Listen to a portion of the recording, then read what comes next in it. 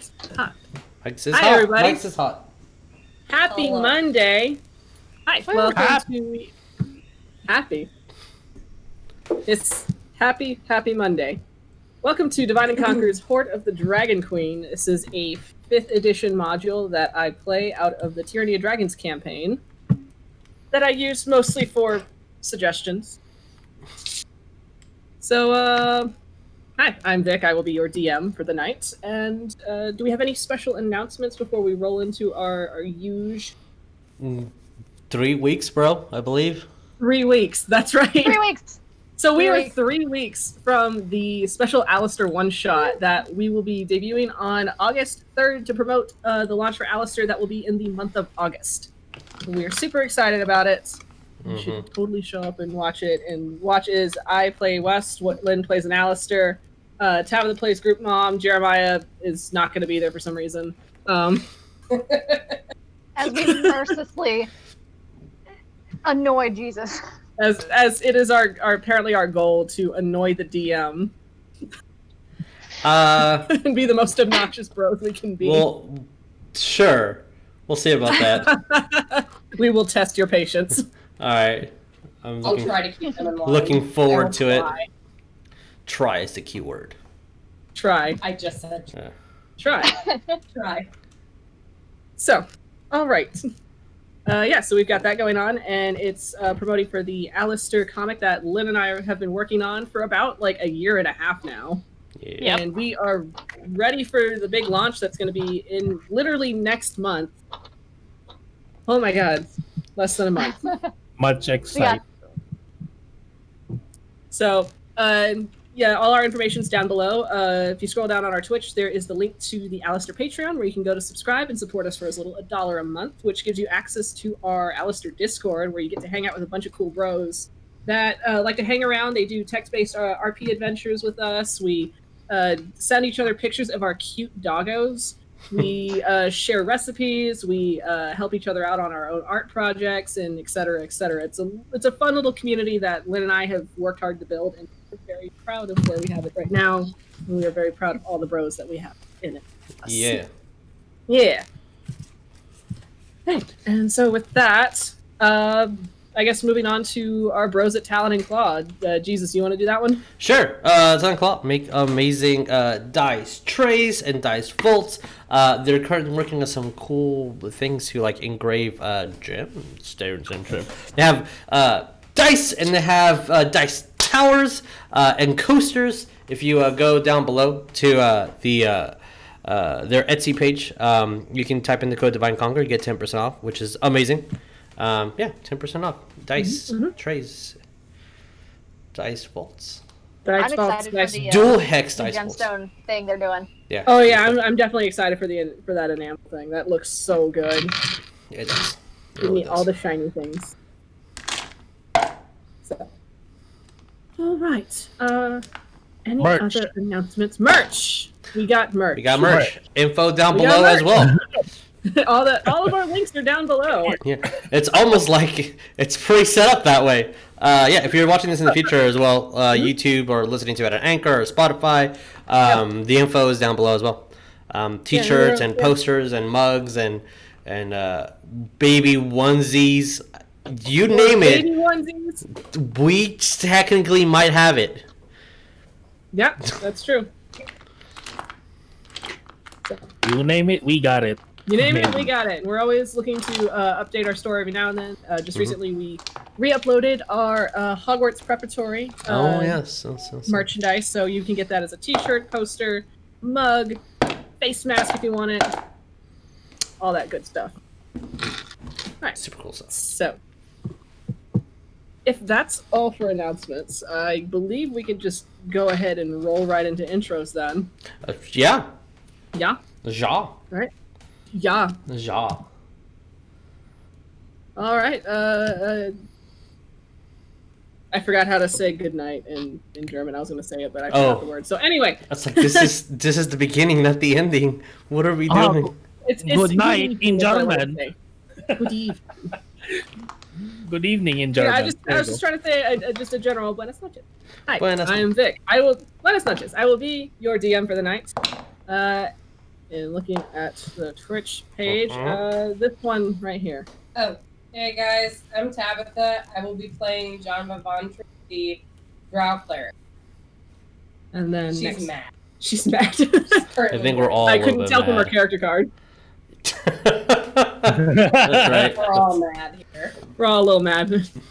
And then next to Tab is Le Jesus. Hi guys, I am Roxy Foxy. I am a Tortle Druid, and he's gonna fucking kill some people because they want our boy, and that ain't happening. So I'm a little turtle druid guy. He's an old man, he's cranky, Angry grandpa. the angriest of the grampies. The angriest pop. All right, and then we got a Burbo. Hello, my name is Jeremiah, and I am playing Birdurai, the samurai, Aarakocra fighter, and he still has his action surge. Yeah, he does. He does actually. And then we have Legs. Legs. There's currently how many legs right now? There's 8. 8 legs. 8 legs. Oh dear God. That's true. He is a spider right now. I'm triggered. What up? I'm Lynn. I play the human wizard, noble, bougie, Greyson, Tataric. Like I said, he's currently he's doing something on that staircase. Will Twitch allow it? We'll see. Showcasing what he earned his degree in. That was his thesis, okay? Oh. The many uses of mirror image. Oh dang. Oh boy. And then last but not least, we've got some fish people. Yeah, my name's Stephanie. I'm going to be playing Ophelia Tormenta, the hyperactive Triton heiress that likes to just wait for the word when. And Yuliy's taking a call, but he's going to be Yuliy, another Triton Bloodhunter. Very dark, mysterious, edgy lord type. The Edge Lord. Edge Lord. Edgy Lord. So Not much getting edge. paid So much enough. edge. Never ever. Nope. So let's right. roll that intro, shall we? Yeah, roll that intro, bro.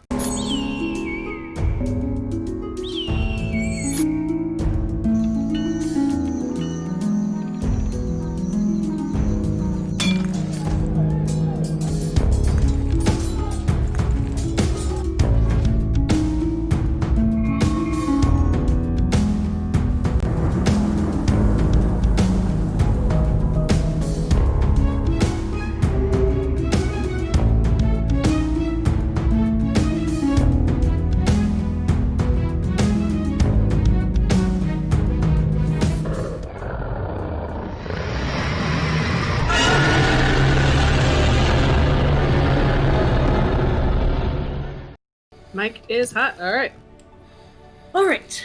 So on to the recap. So, our story thus far.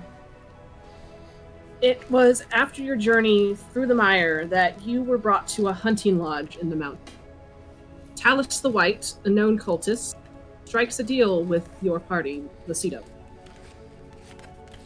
You are to journey to a town called Parnast, a little bit to the east of the mountains, and find a way into the Cloud Giant's castle. You are to put a stop to the collection of a hoard that is being amassed for Tiamat, and possibly, along the way if you can, free a white dragon from the influence of said cult. And so it's with this task at hand that you decide to take a moment to rest, collect your thoughts, and prepare for your journey. Some of you catch up with old friends, Talus having confided in Janva about how she feels about the direction the cult has been steered, how sacrifices are being gathered for Tiamat, and Severin, who is the cult leader, is amassing an army in the south at a site called the Well of the Dragons. Well, That well's filling up pretty quick. that well just snuck up on you. And so it's then you spend the day recuperating, healing, and trying to chase away some old demons for some of you. And also maybe spending the day making some friends with trolls and their pet guard drakes.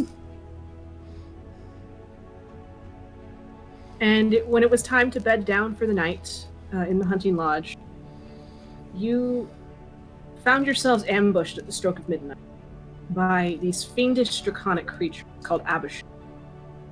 And the one leading the assault gave you, the Sea Devil, an ultimatum. Give us the boy. And so, we are going to hop right back in. It is round 2 of combat. Let me get... That precious boy will not... Nope. Oh, my dead body, bro! Alright, so let's move you to the upstairs map so that everybody can see where they are, except for Fox, who is currently on the roof. Yep. And in case everybody moves to the downstairs map, I have a downstairs. Get things set up so that I can see my map. No worry, guys. We're only fighting up against a cult. Fine, everything's okay. With So like fighting supposed demon. It's fine. It's supposedly fine, demon. Right. So, the Abishai having assailed you in the middle of the night, sending everybody into a scramble. Fox heading up onto the roof to head off the 4 white ones that he saw from his essentially from his perch in the stables. Janva, you being awoken. Janva, Ophelia, I will say also Yuliy, and Greyson and Birdurai having been awoken by the sound of shattering glass as they started breaking into the manor to get to you. There has been a bit of a tussle as Janva, you made your way downstairs, quickly dispatched of one while Birdurai finished off the second one. The fight seems to generally be convening in the foyer as Talus is holding off a large green one on top. As Greyson, you spending a few minutes to console your son after what seemed to be a terrible nightmare caused by your mother. You rushed out to aid, but when Xavier went to follow, a blue one broke through the window and attacked him. And it was then when the red one appeared that he seemed to ignite the area surrounding you in flames. The entire foyer from wall to wall is starting to lick up with hot flames as you smell smoke and brimstone, and you hear the crackle of wood as it burns. And that's when he said, "Give us the boy." A telepathic message that reached out to essentially everyone in the house, and Fox on the roof as well. And so, it is top of the round. Janva, it is your turn. Yeah. Well, Janva's looking directly, I guess, at the red one that had basically said that little telepathic message. Mm-hmm. As it looks to you, kind of almost bored. Mm-hmm. Shit, I heard her saying. I had this all planned, damn.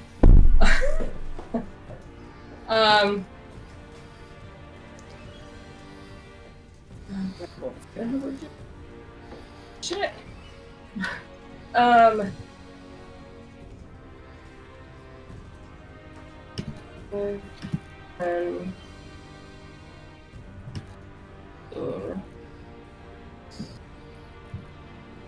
Okay, I had to remove 15 feet back. 15 feet back, okay. Actually,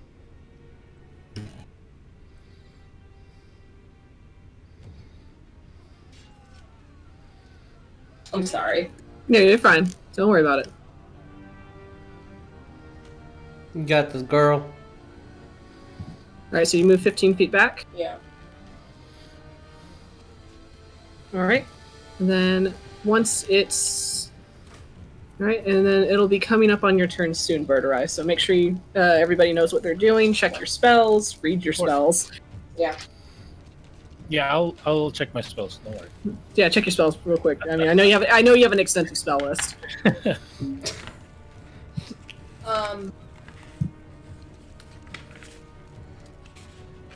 Aside from looking directly at it and saying, yeah, like I'd listen to a dog at Tiamat, and level 3 guiding bolt one. At the green one. All right. Let me see a thing real quick.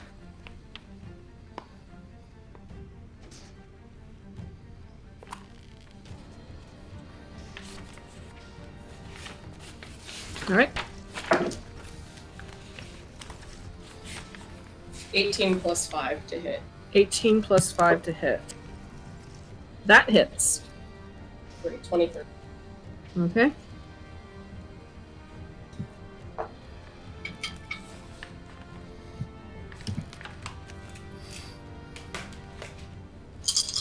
Alright, let me do some math real quick.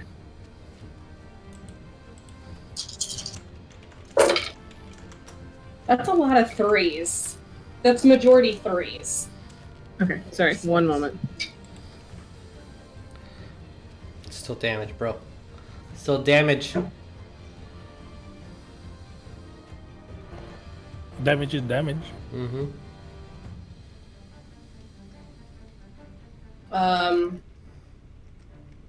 25. 25 damage? Radiant. Radiant, okay. So let me get some maths because I need to adjust my thing. I got a math real quick.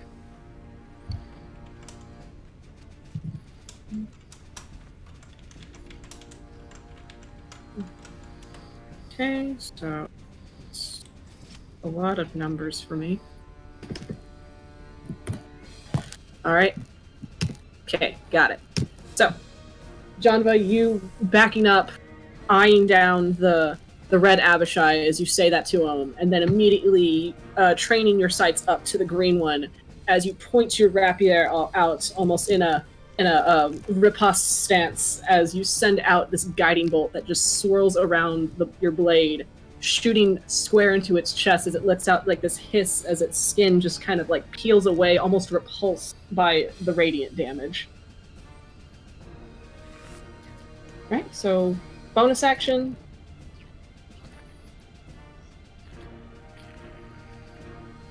Oh, I can't control it. Oh, you can't? You should be able to. One moment while I fix that for you.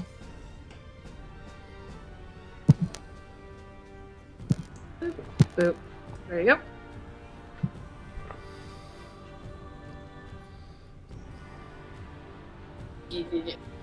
There.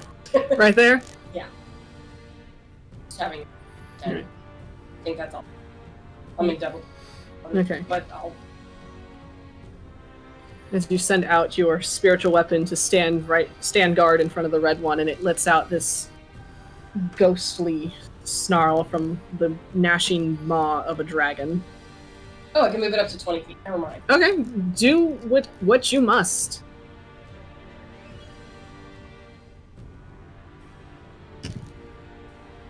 $15. So it's Okay. right there. All right, good to know.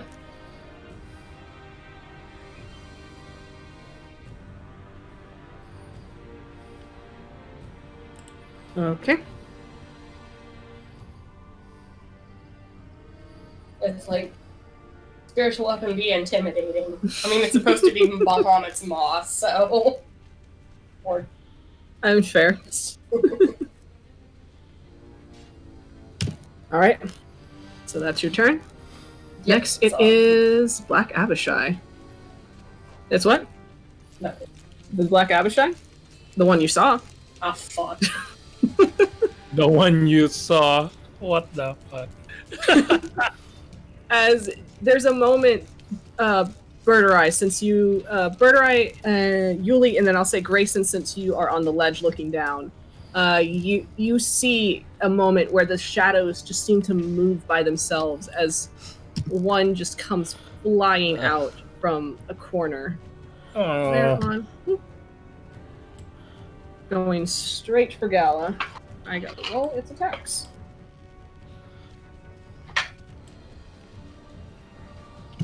Kind of as it just seems to, as it comes out of the shadows, brandishing a scimitar.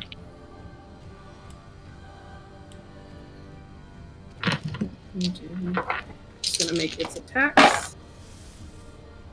Oh boy. One confirms with a 16, and he crit on one die, so he confirms with it. Yeah. Damn. Starting off hard. Oh yeah. Oh shit, I need to get her stats up. I knew I forgot something. I have so many tabs open right now, it's ridiculous. Yeah. Oh, I need Xevier's too. It's almost as if they're NPCs that are important to this game. What a concept. Okay. So essentially 2 of them hit. So scimitar is... Oops. And he maxed. Of course he did.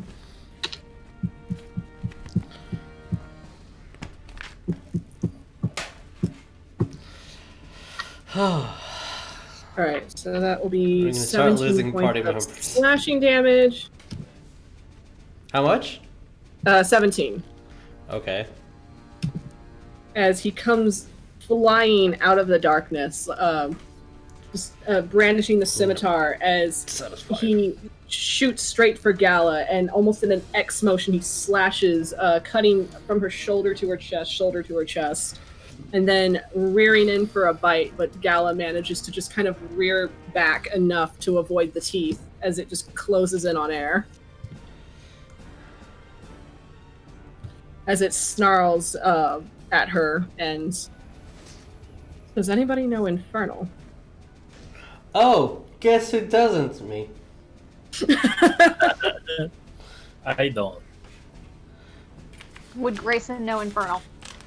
Greyson, the swear words don't count. Damn it. I am 7-time lingual, but I do not know Infernal. Actually, let me look at a sheet. I don't know if he does or not. Hold on. Yeah. Oop. No. No. Just the swear word. Just the swear words, Grayson. That's all you know. That might be all he knows too. Yeah. That's fair. So. Alright, and that's it for the Abishai. So they're Birdurai. not swearing. No, he's not swearing. Okay. At least we know he's polite. I'll let you know if he drops a C word. Definitely an infernal word. So, first I was really wanting to get this guy, but I saw an ally on trouble. Mm-hmm. I'm gonna go 5, 10, 15. Okay. I'm still on land. Oh, you're still on land? Yeah. I'm not gonna fly because that's just 15 feet of movement. I don't really need. And then I'm gonna attack. All right. Ready? Advantage. Yes. Just double checking. So I can never remember the rules on flying game. If it's a straight line, yep. Yep, that's advantage then. Yeah. As long as he's on the ground, he has advantage. He is on the ground currently. I did not say he was not, so yeah. So let me confirm that. Confirm what? Let me confirm that again. Did you really What roll are you 2 nat 20s? confirming? No, it's not. That was that was 2 naturals. I confirmed my with a God. 7 on the third one, but that's a nat 1. Okay. Though, so that was 2 nat 1s. Wow, no. It was a natural 1, and then I confirmed with a natural 1, and then the third one was a 7. So that was with advantage. My first rolls was 2 nat 1s with the advantage. Yeah, it depends on That what was depressing. DM wants to do. Yeah. All right. Sorry. I was taking care of a message. Understood. But All right. So what were the numbers again? natural 1. Natural Confirmed one. with a natural 1. Okay. Confirmed the third one with a 7. All right. So 2 nat ones in a row. That was. That is just you attack hitting yourself. myself, right? You hit yourself. Yeah. So you're hitting yourself, dude. So you're doing some So, damage to you, which sucks. Yeah. Anyway, I'm gonna do. That was a freaking advantage. That was 2 nat 1s. Dude. Anyway, That one we confirmed with a 1? Holy crap. yes. Anyway, let me do my second attack first. Vic, when you This warned night us so pre-game, I didn't expect that your magic was going to carry over to our dice. I was at that 20. That's good. That kind of makes up for it. Confirm with a nat 20, Jeremiah. Please, Roll that'll to make up confirm. for it. Roll to confirm, my dude. It did. Oh, Jeremiah, what the hell? swear. We need to have one of those like Are you for dice real? cams. Like, dude, It's are you for my real? third one. Let me roll it on. cam Okay, on the third one. okay. I was about to say, I swear to God, Jeremiah. Oh, that was so Oh. close. That's an 8. That's That's right close to the 20, man. I saw it God, bounce. I saw it. That would have been great if you actually killed them. you would be the second person on D&T to confirm an instant death. That would have been crazy. So I will roll my inflict damage first. All right, roll your inflict damage. It's just normal damage, right? It's not a crit. Yeah, it's a because crit. if you Yeah. get 3 nat ones, you crit on yourself. Okay, 2 nat so ones, my- that is our D&T house rules. So everybody Yeah. knows. So my damage to myself is thank God, Did you roll a 1? that was a 1. Okay, good. But it's an 8. Yeah, because you're fucking beast with a katana. So that's 8 damage to me. And then my crit. Have fun My- explaining that one, DM.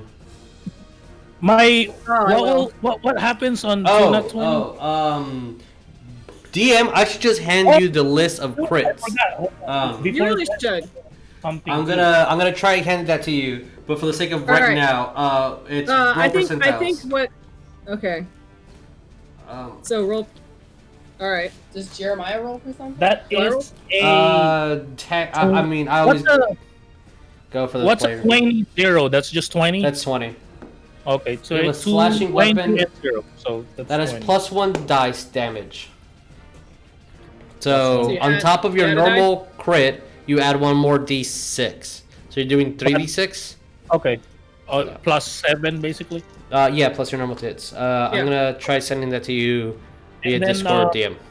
Thank you. Oh wait. The D100 I rolled was for the weapon. Oh, for the weapon? Oh, okay. I got you. So do you want me to roll? Unfortunately, no. Do you need me to roll D100 again, or let's just use that? I will roll the.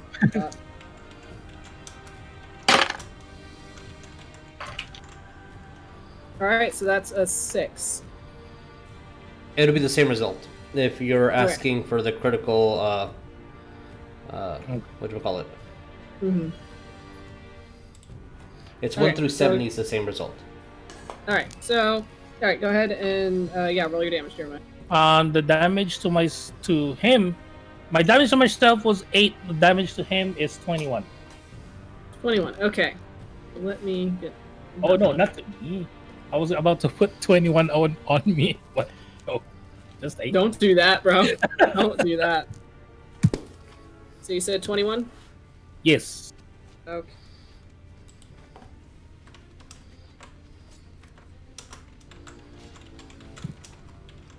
I will say, for the sake of storytelling, we'll do it this way. Hell. Seeing your new friend, essentially, your new comrade, being assailed by this fiendish creature, throws you into a very bird-like rage, as flaring your wings as you rush over there, taking your sword as you go to strike it, but as doing so, like, you're so quick with your movements that your hand goes unsteady for a moment as it slices into your side as you are pulling it on the draw. Ow. Yeah. Ow. But still using that momentum, just that sheer strength as it's coming out of the draw, you manage to just cut an upward arc from hip to shoulder across the Abishai, as it starts to spew like this black ichor from its chest, and it just smells absolutely putrid. Do I need to do a con save? Bleh. No. Unless you want to, but no, you do not. Okay. And yours. Yep. All right.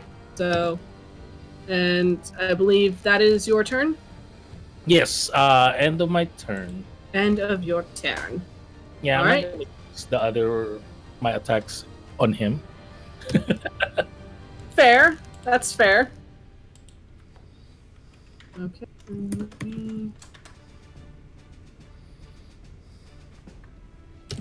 All right, and then it is Ro's turn. He is going to knock his bow, and he's going to take a shot at the Abishai that you're currently fighting. And that hits. Dang. Look at the baby go. Look at that baby go. No, baby. Yeah, boy. It's not just not very strong. Okay. Damage is damage. Hey, damage. Yeah, you're correct. Damage is damage. All right, so that'll be 5 points of piercing damage for that boy. Good damage, good damage. But Abishai is going to be taking half. Oh. Of course.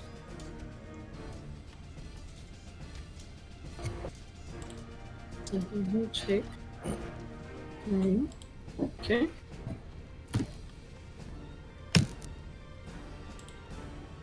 All right. As you hear the sound of wood bending as Rose stretches his bow, knocking an arrow, as he looses it, and the arrow shooting down, catching into the juncture of the Abishai's neck. But you see for a moment as the arrow kind of pierces, but it wasn't enough damage that it just kind of falls out of its rough hide. Mm. It was kind of like a bee sting. All right. And then with that, it is the white boy's turn. So we gotta change maps. What up, white boy? Oh, look at that boy. Fox, It's a bear. difficult boy. What up, white boy? What Okay. you got? Oh, Okay. God. All right. So, just gonna make his 2 attacks. Landed in the damn tray.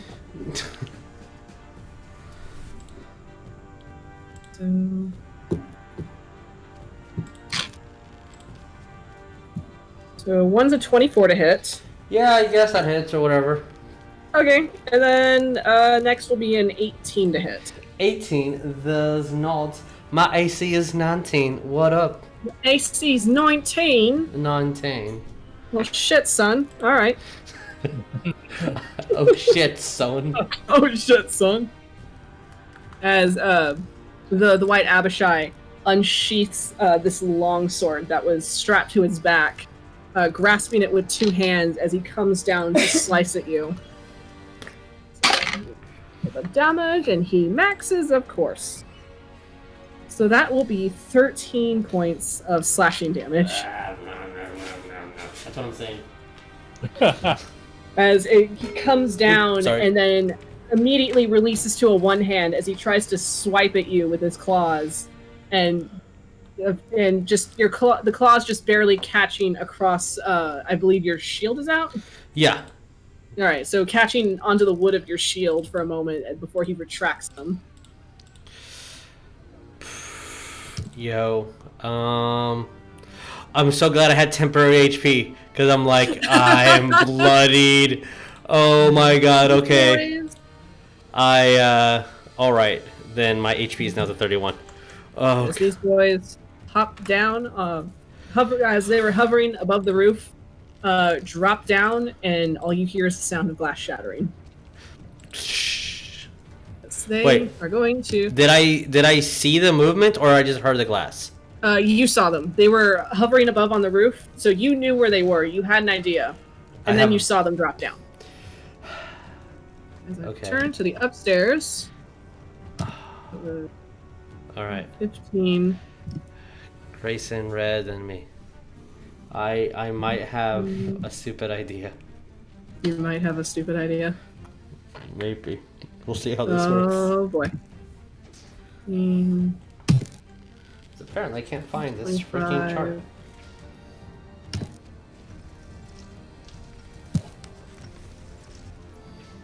As he is going to...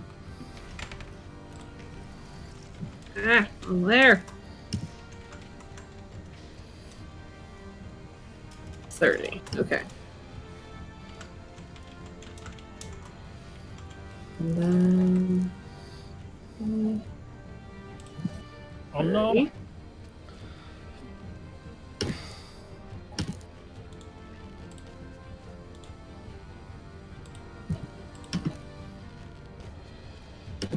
Okay. All right. So, with that, it is now Greyson's turn. Greyson. Who is the guy on the staircase? Which guy on the staircase? The one right in front of Greyson. Like, it's not the staircase, but it's like on the floor. Oh, right here? By Yuliy. Oh, by Yuliy? This guy? Yeah, who's that guy? That is a lady, actually. That is one of Talus's barbarians, friend. essentially. Their friend. Yeah, so okay. friend. Friend That- is also that is behind the- purple Greyson. Yeah, that is the so friend behind Greyson. All right, so let me actually give you the. You would have had them by now. So the half-orc barbarian on the ground. That is Julep. Julep. And the one that's behind you is Daisy. Okay. As you see, she is in the midst of pulling, essentially tuning up a small harp in her hands. Okay. I don't know how to do the point thing where it like makes it big. There should be like to make the circle? Yeah. Well, click and hold. We're doing it. Who's that? Yes. That is Talus. Okay. I'm just trying to get an idea of the closest thing to me that I can destroy. Okay, fair. Are you serious? I'm assuming this is not a good thing. Right here. That is definitely not a good thing. That is that is the green Abishai that essentially came flying in and attacked. And then there is the blue one in the room behind Zebye. DM sent it to via Greyson Facebook. wouldn't know about that one. Thank you. Sorry, one more time, Len? Greyson wouldn't know about the one in the bedroom, though. Was it the red one that sent out the threat? Yes. I don't know if Greyson would know that either. You know what? I'm just gonna go. You know for... that when he appeared, the telepathic message entered your mind as he looked to all of you and he said, "Give us the boy." Great.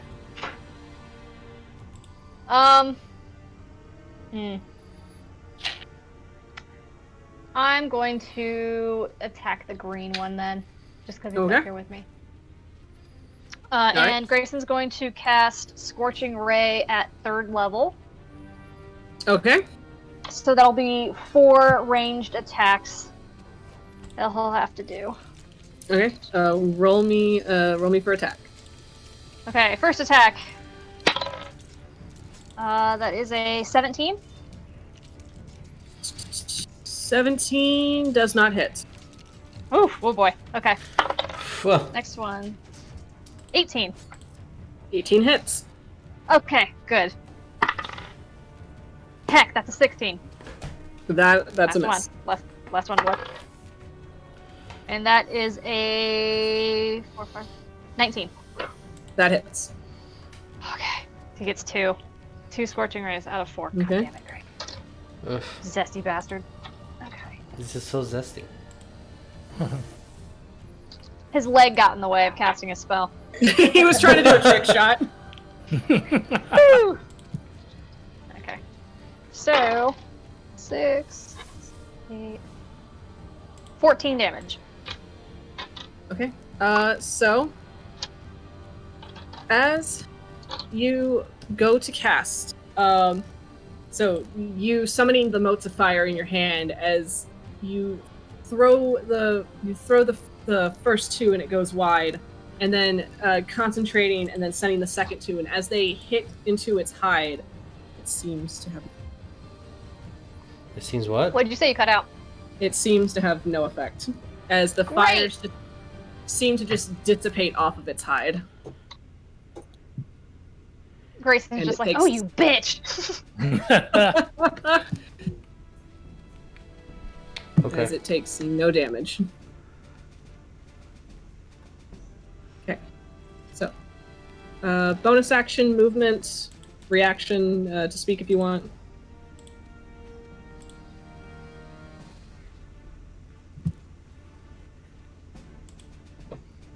Damn. Good. Okay. Is it Greyson? Damn. Damn. That's Yeah. all he says. Okay. Oh, shit. Fuck. Bitch. Alright, and then, are your mirror images doing anything, or? They don't do anything. Their sole purpose is to confuse. So like anytime there's an attack against Greyson, I believe have to roll to see Okay. if it hits one of his mirrors. But Okay. they'll stick around until they are hit, to which then they'll dissipate. Fair, They're alright. his entourage of him. Yep. That's a way to put it. Greyson would have an entourage of himself. Okay. Alright then. So next on the list, it is Red. Red. Red. Oh, red. Oh, Red. As I pull up your stats. Yeah, you got, I don't think a single one of them have the same stats, so that's crazy. They do not, No, that's for they don't. sure. I have like a million tabs open right yeah, now. that's crazy, dude. Oh. Oh man, oh man. Oh man.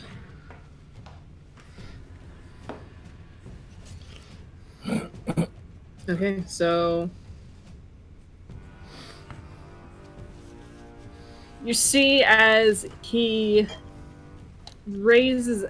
doesn't seem to move from his spot, just he flares his wings out, just taking up this almost like a 20-foot wingspan, this massive guy, as he, with the morning star in hand, he slams it into the ground, and you hear him bark what could only be heard as maybe orders in Infernal to his surrounding comrade.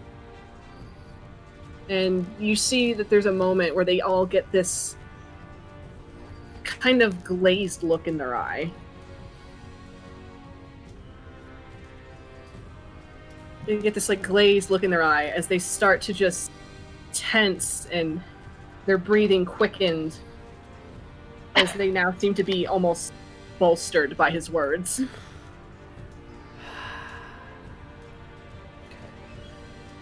That is his turn. So let's go back to Fox. So All right, here's the thing. Here's the thing. Here's the thing. Yes. I got a stupid idea. What's your good idea? So first, Mm-hmm. I'm gonna have my baby boo. Your 1, boo. 2, 3, 4, which technically is not a attack because we're hugging. All right. Is this flank? Because you can totally see where I'm pointing. Is this flank? If he is taking if they are taking up that square, then I would say yes. Okay. First of all, my snowball is going to attack. We'll see what happens. All right, snowball. Okay, roll me to attack. Okay, so Wow. snowball. She has 1 bite, 1 claw. So let's you and I'll roll you. Wow, that fucking sucks. That is a 12 with advantage. Oh boy. Yeah, I rolled a 2 and a 4. So we're not rolling those anymore. We're rolling these guys. All right, come on, shit out. At least it's not a nat 1 with advantage. That is an 18. Yeah. 18. That hits. Okay, so that would be the bite. Yep, because this is... Well, no, that's a claw. 1 bite, 1 claw. So the second one was a claw. So 2d6 plus 5. God damn it, I rolled a 6 and a 1. So that is 7, 8, 9, 10, 11, 12, 13. 13 points of slashing damage.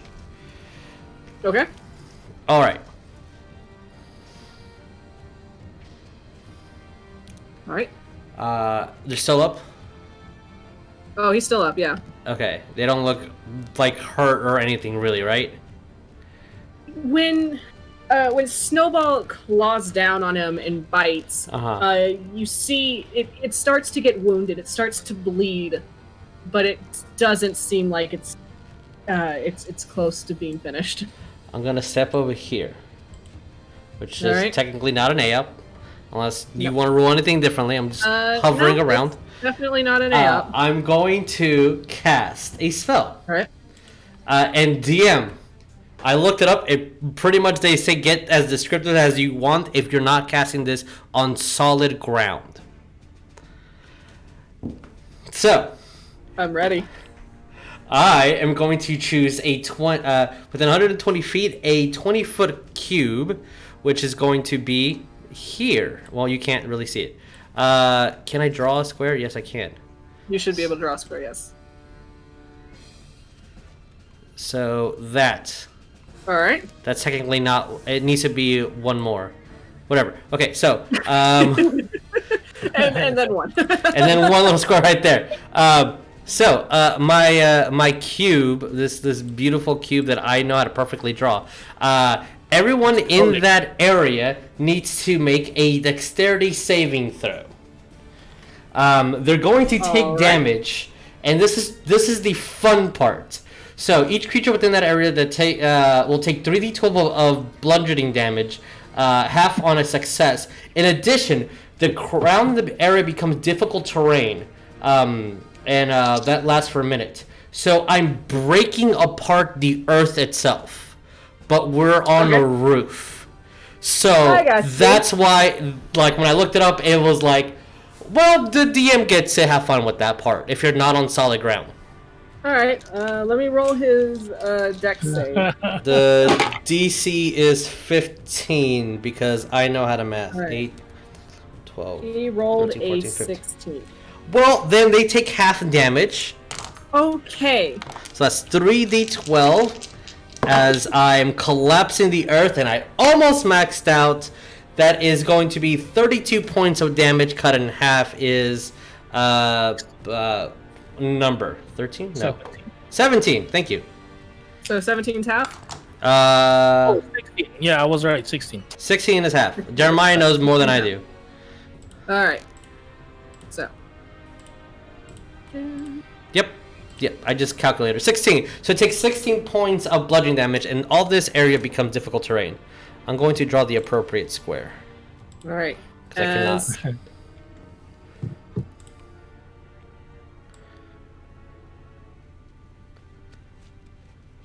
Boop. All right. Okay, I just want to see something real quick, actually. I have a specific plan, and it's really dumb, and I hope it succeeds. But he did pass a save. Also, they kind of have wings, but that's not. Whatever. That is a level 3 spell. I need to mark off. Grayson, make a dex save. Of course, it's I was lining it up. I was lining it up at the point of the room. So. All right, I got my big D20 from Paladin Claw. Oh. Let's see what happens. a nat freaking 20. I am not even fucking joking. Bro, Talon Claw dies for the fucking win. Holy crap. God. So it's like an 18. It's a nat 20, so 18. Nat 20s are automatic successes on skill I check, but don't know where my pencil is. Oh boy. anyway. So The power of the legs. the power of the legs. He was already power stancing. Yeah, pretty much. All right.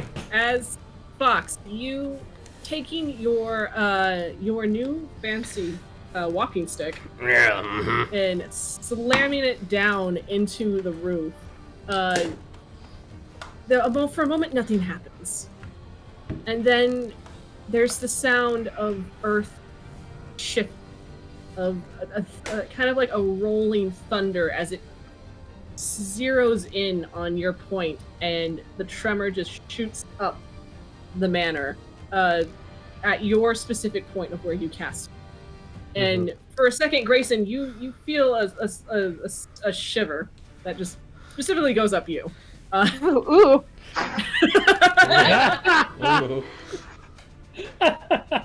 Go on.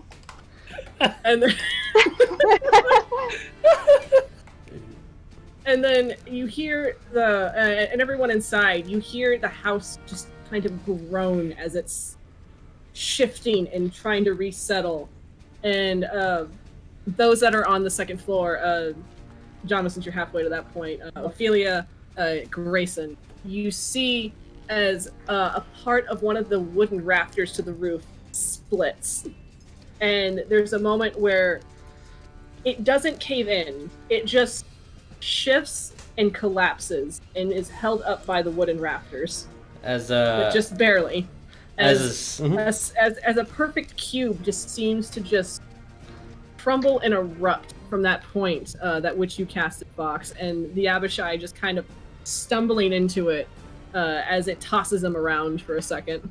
As Fox kind of jams his serpent staff onto the ground, you're just gonna hear like this part of the incantation, this dual like lower voice, just as he just fall, and nothing happens because he doesn't fall. But yeah, that was that. Right. That is going to be technically have a bonus. Technically, you have a bonus. Which I will keep my bonus, and that is it for me. That is it. Okay. That is it. So that is it for you. Yes. All right. Yes. As I move you back to the inside. Bro, if they would have failed and they would have taken 3d12, it would have been amazing. All right, it's Blue Boy's turn. I'm gonna go get a pencil real quick because mine broke. And I need I give you a bonus right here. All right, as the blue one just shoots through the doorway, almost knocking it off its hinges as it flares its wings. Stats for everything. As it brandishes a quarterstaff, as it comes slinging through, it swinging down at Xavier, and it's going to make it 2 attacks.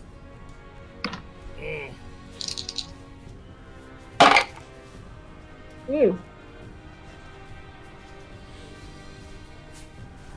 Okay. I recall, what is your AC? Not that high. Okay.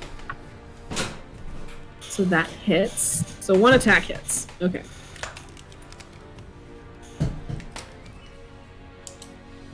No. D8. And he maxes, of course he does.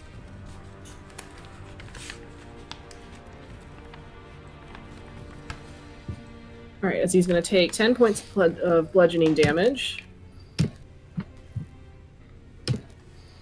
As Greyson and I'll say Ophelia, since you're also literally across the way as you see this happen, as you see this blue draconic creature just burst through the doorway, kind of flipping a quarterstaff from a sling on its back with two hands as it brings it down. He just cracks it right dead center between Xevier's horns, and you see the boy stumble back.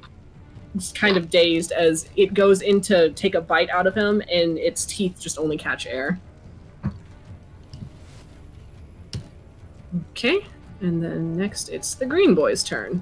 DM, just letting you know. Yes. Janva did cast Shield on Alice, so She has +2 to her AC. Okay. I realize I don't have Talis' stats in front of me. bitch. The book is like right over there. Is it on mine? Possibly. I can just go grab it real quick. I mean, it'll probably take me 2 seconds to grab the book too, but because I don't want to take like 5 minutes. Guys, I think we got this.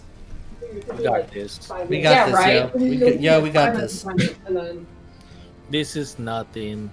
This is how we do. What? This is easy fight. I was here the whole time. I was here Were the you? whole time. Were you? Yes, I was.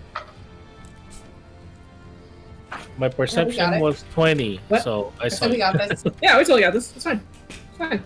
Hey, bud. So just like only got the dog excited. That's all. Okay, so she has +2. +2 to her AC. Oh, that puts her at. Damn. Hmm? Oh, damn. Damn. Is it a 30 now? Actually, it's a 40. Thank you very much. And green, Jesus green, Christ. green. I like druids. Druids are fun. Druids are fun. Druids are a blast, yo. Druids are a fucking blast. Alright, and he's going to make 2 attacks.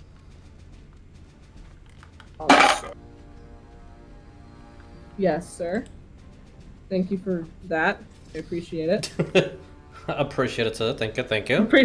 Appreciate the one lick to my knee. Thank you.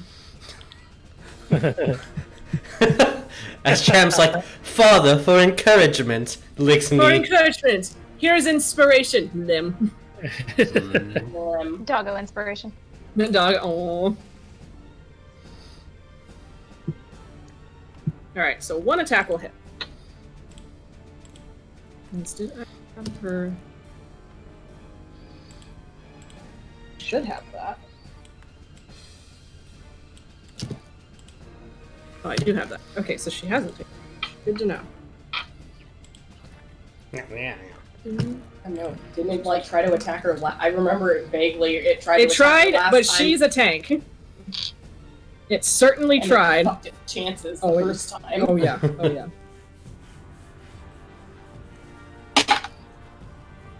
Okay. So that rounds it to 10.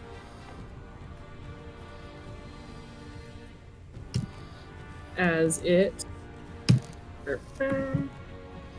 damage up. Okay, there we go. Wait, is that a reaction? As the what? My spell. You go ahead. I interrupted you. All right. No, you're fine. As the green one once as you had managed to hit it square in the shoulder with your guiding bolt, it hisses as it rears back, but then drawing its long sword, grabbing it two-handed as it swings it down on Talus, knocking essentially her staff to the side as it cuts into her shoulder, and you just hear her cry out as blood starts to soak through her mantle. Nope, don't like this. We'll be fine. Advantage. Champ got advantage. Champ gave advantage. And then, oh, okay, all right. And then as it went in for essentially taking slashing and then trying to come in with a claw attack, as she managed to get her spear up in time to knock it aside, and essentially just spitting at it and cursing in Elvish. Okay. Now it's a boy's turn. Boy. It's the boy's turn. Boy. Okay, Zev, what do you want to do? We should have a stat That's card panic. for Xavier now. For Xavier? I mean, if you want.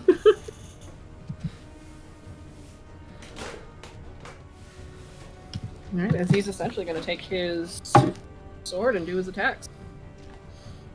Do it, boy! His whole big boy attacks.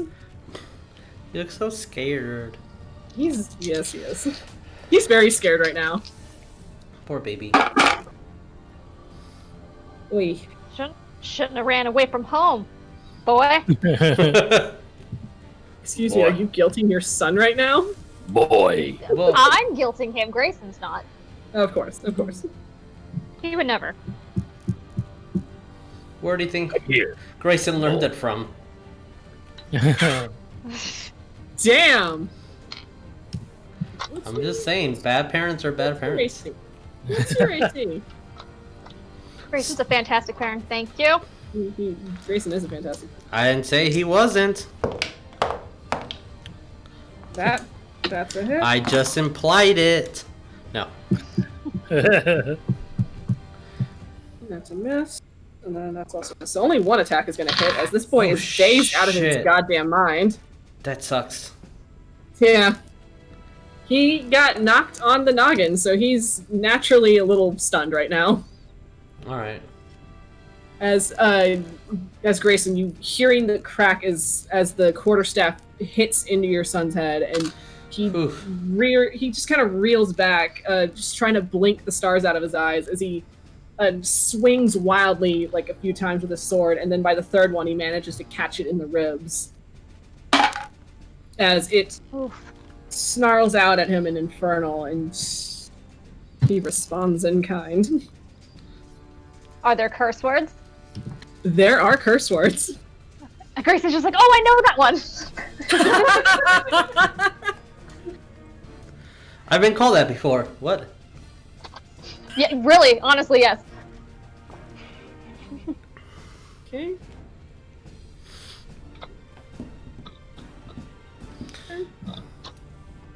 When you learn a new language, you spice up your bed life. Yeah. Nope, I gotta do that real quick.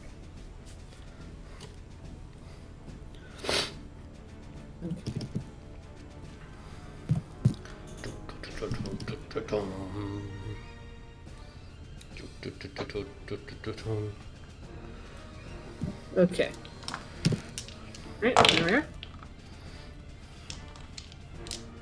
Alright, next it is Gala. Gala. Not having this shit. What are we doing, girl? What you got? What you got? What you got, girl? What you got? What you got?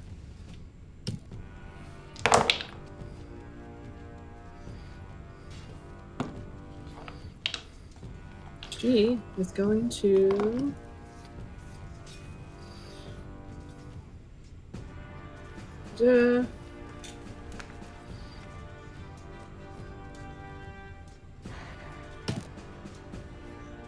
She's certainly going to attempt that.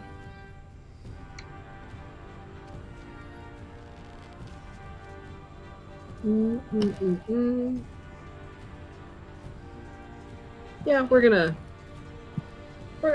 try that. We're gonna just see what happens.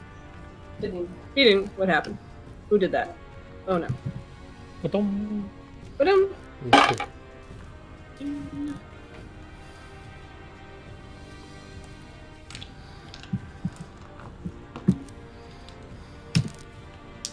Does a 20 get you? Does it? It does. Okay. So Gala just kind of like with one hand kind of holding onto the wound seeping into her shirt, reaching out as she her hand just kind of charges with like this like almost like black electric energy as she reaches up to grab under its throat and cast Shocking Grasp. All right. A little bit at the beginning. When it's beginning. Great. My voice is starting to crack. I forgot the damage I was doing. To your scared vocal myself. cords. Shocking. Right. It's happening. My vocal It's cords. happening. It's happening. My voice is starting to crack now. Great. You're growing up into a beautiful man so fast, so fast. That is gonna be points of damage. Oh my god. Jeez. 4. Oh my goodness. I rolled really low. Leave me Yeah, alone. well, you No, I just want tried, to talk as little as possible. God damn it!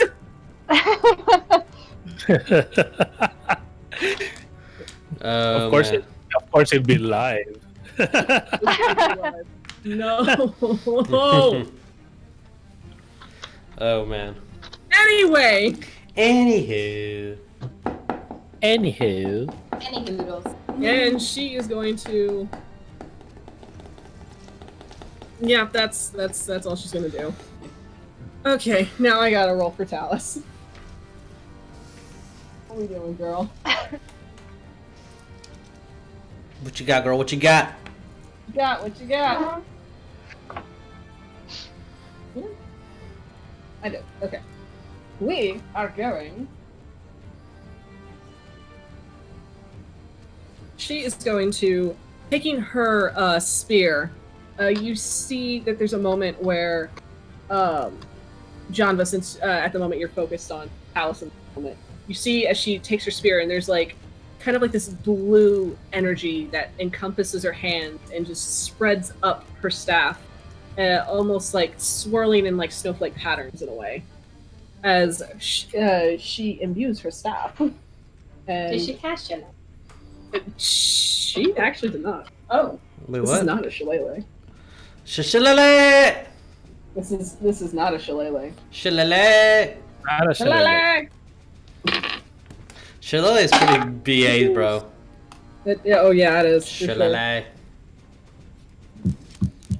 That's a 22 to hit. Which, that definitely hits. Be a rogue, sneak attack with Shillelagh. Do it, you cowards.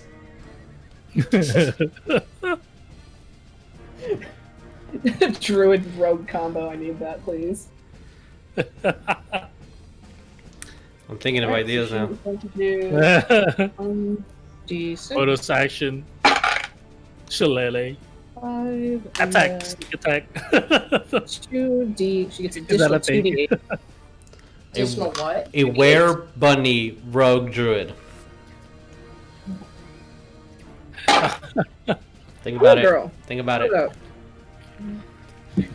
Oh, I guess I have a backup character now when I die here. So 16. I called dibs on that. How much damage? Alright, so 16 points of damage total on this dude. Alright. As I do the math real quick. Wait, hold on.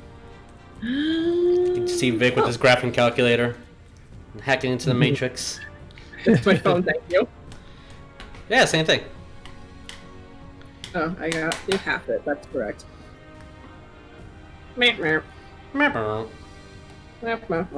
That's how I feel right now. I'm like, oh, I have to half it. Ding. Demons are fun. Anyway, as What? Oh. as Talus taking her spear, she kind of like twirls it overhead as she readies it down low, it's striking upward with her staff, and you see as it like pierces through the rib, and for a moment nothing happens, and then you just see like this blast of like wintry cold magic just explode around the wound, and frost starting to collect across its skin. Nice. Hmm. She did a really cool fucking thing. She was pretty dope. She was pretty dope. Alright, and then I'm gonna go ahead, I'm gonna get this Goral to go in. It is the lady's turn. She's going to move in to attack. She's going to roll her to attack. She is a lovely, beautiful barb. Little barbs. A beautiful, gorgeous barb.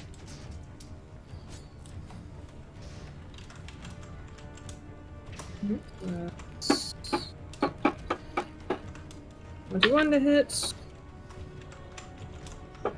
19 to hit. Yes. I believe both of those hits.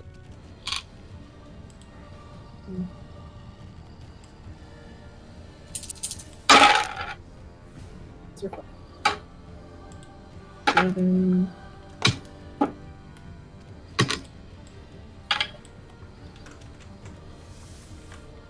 That'll be 23 points of damage. Huh.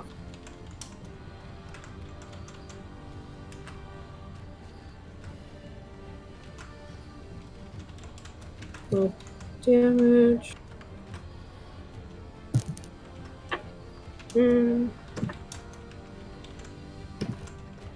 Yeah. That's a lot of damage. That's a lot of damage. That's a lot of damage. As this thing is now bloody. Freaking finally. As Julep, you see her come in, brandishing her hammer. That's the word I was looking for. She comes running in, taking one heavy hit into it, 2 heavy hits into it. As you, Birdurai, since you're the closest one, you hearing the bones snap and crack with each hit, as the Abishai just coughs up more black ichor as it's getting more and more wounded as the fight progresses on. Then I'm going to have 30. No, that's the wrong box. Meh. Meh. As Ophelia, you see this elvish woman just almost kind of just whisper soft stealth through the shadows as she crosses across the hallway, aiming her crossbow as she goes, and she is going to take her shots. Girl. That confirms it before. Okay. So that was a natural one, so that's not hitting anything.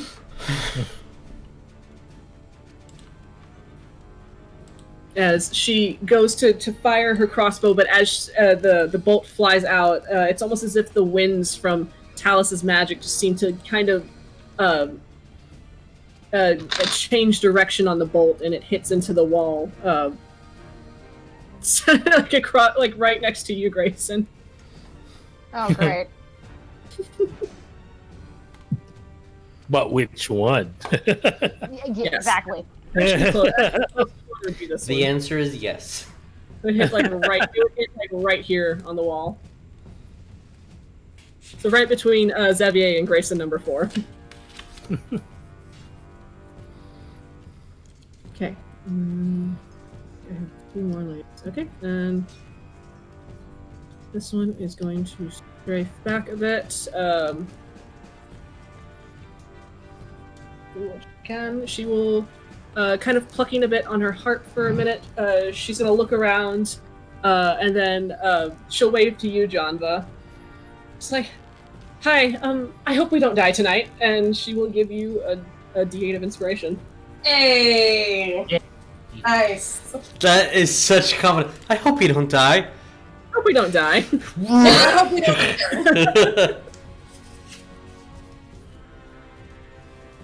And then she's going to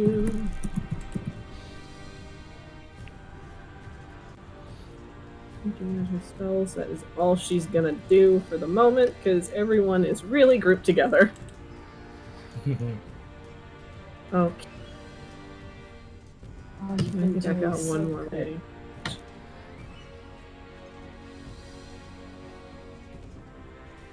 Which is the thing.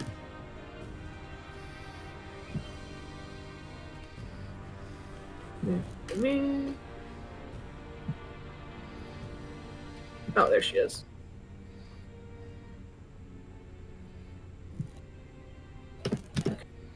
Copy. Come here. This girl is finally going to come running from one of the hallways. You see her brandishing her long sword as she's kind of like haphazardly in her armor, a few like claw marks and like bruises littering across what parts of her skin you can see. It's just like, what the fuck is happening? And that is essentially what she's going to do. And so finally bringing it to Yuliy. I believe you should have control of him. No, you do not. I should give you that. Alrighty. There we go. Okay. This is the what's in front of the red Abishai? That is Janva's spiritual weapon. Oh, okay. I was wondering what it was for a moment. Okay. I'm just gonna have him move about like up to the top of the stairs. Okay. And then at this, I guess that Abishai, he's gonna do Eldritch Blast. Eldritch Blast. Eldritch Blast. Eldritch Blast. Eldritch love it. Blast. Blast. Alright. 13 to hit. 13 does not hit. Okay. Do I roll twice for it or just once? Because of his level, his Eldritch Blast does 2 attacks. So he can roll a second time. Yeah, so roll me a second attack. 14. Does not hit. Alright. Okay. And Alright. as a bonus action, I guess I'll do his Crimson Right. His Crimson Right was done last game already. Okay. So that's already activated. Yeah, so you don't need to take any more HP. Alright. Okay. Cool. And then I'll just have him be there then. Reserve thy blood. Yeah. Alright, so with that, Fifi, it is your turn. Okay. Since I know that that's Janva's thing. Okay, on the because the red one's the one that sends the message, right? Yes. Okay. I'm gonna cast Shatter on him. So each Okay. creature in a 10-foot radius sphere centered on that point must make a con saving throw. Okay. Constitution save. Okay. Those are certainly some stats he has. DC is 14. DC is 14.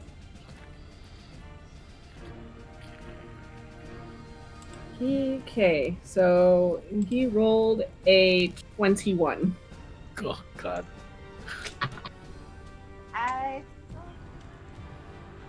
It's half damage. Half damage. Yeah. Half damage.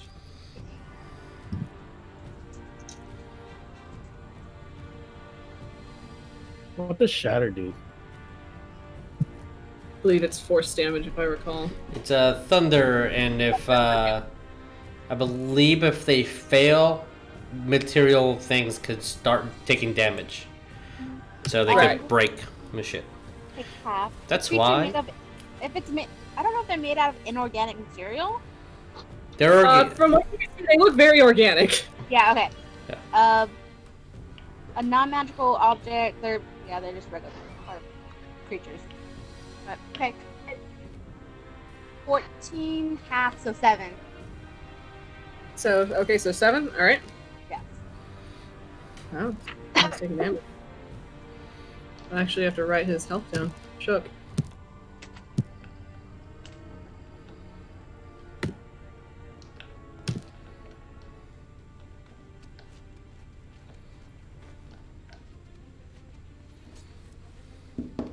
Miss Fifi, you are the first person to draw first blood on him. Whew. That's a tall thing to say. As Fifi, like looking around through the chaos of what's happening, and then you focusing that guy. That's the guy that's doing this. And so focusing your Tempest magic into this one spell as you erupt this ear-piercing, shattering explosion around him. the wood of the pillars of the manor next to him just cracking from the pressure as he stands there and doesn't seem. You see him flinch slightly as if startled, and then he looks up at you. Gosh. As you hear a voice in your head, speaking in common. This is growing tiresome. I suppose I should expedite this. Don't know commands. And with that, we are back to top of the round with Janva. Oh, I have a question. Yes. From where Fox did his spell with like a, you said the roof caved in a little bit? Just slightly. It's gonna be like right above where Greyson is. Okay, but through that little cave in, can you see the sky? You can see. Roll me a perception, actually. As Janva gets your spells ready. Fifi has a plan. Fifi always has a plan. 15? You can see small pockets of sky, but nothing bigger than maybe like the size of your fist. Okay, just wondering. Well, hell, for my bonus action, she's going to actually attack the Red Abishai with the spiritual weapon. You may do that. What'd you get? A natural 20. Oh my god. Roll to confirm. Kill it. Confirmed with. Okay. So roll me that damage. If I recall, that is radiant damage. Yep. That's fun. I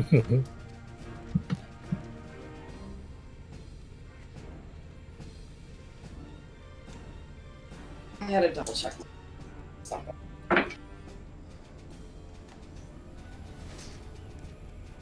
14 points of radiant damage. 14 points of radiant damage. Okay. That was the bonus action. I know. I mean, it's there. I may as well have her do it. I mean, that's why you summoned it.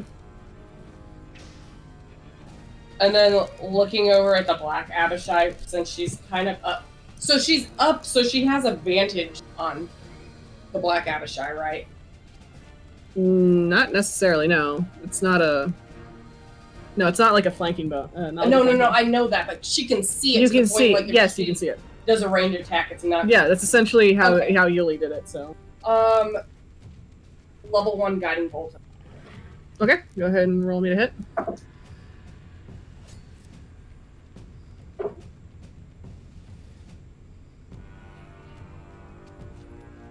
$22. 22 hits. Okay.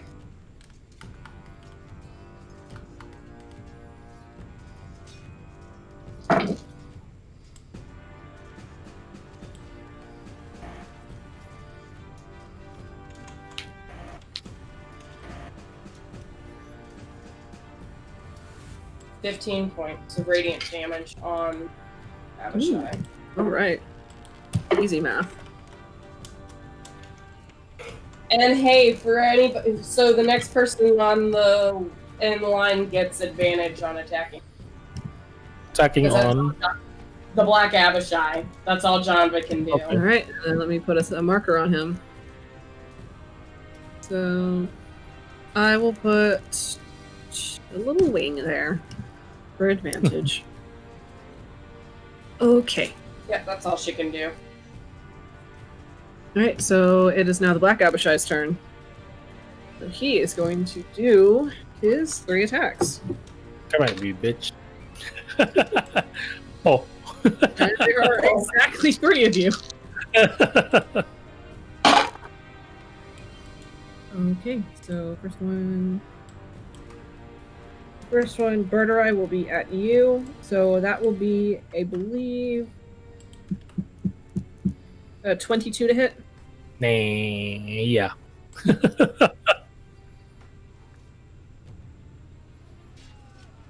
All right, and then that one will be with his scimitar. Scimitar, you maxed on that one, so that's going to be 9 points of slashing damage on you. How cute. Alright, and then 16 to hit on Julep the Barb, and that hits. That is a D10.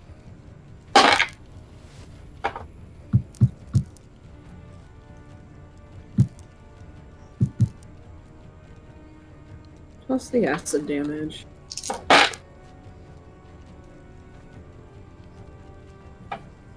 It's 15 points total. Ooh, God, girl. Ooh, girl. She does not look good. Julep is bloodied. And then for, I believe, Gala. 22 to hit on Gala as well. Check to see if that's the thing. Oh, no, it's with the scimitar. Okay.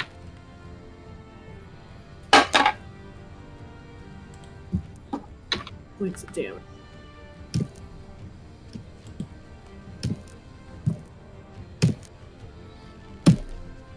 As the Black Abishai, just feeling cornered, just kind of like lashes out in a frenzy as it swings once at you, Birdurai, cutting across your, cutting at the weak points through your armor as it slices through you, swinging around at Gala, catching her in the side, and then coming back around, grabbing onto Julep and biting deep into her neck as Julep like chokes and screams out, and you hear the hiss of her flesh begin to burn at its bite.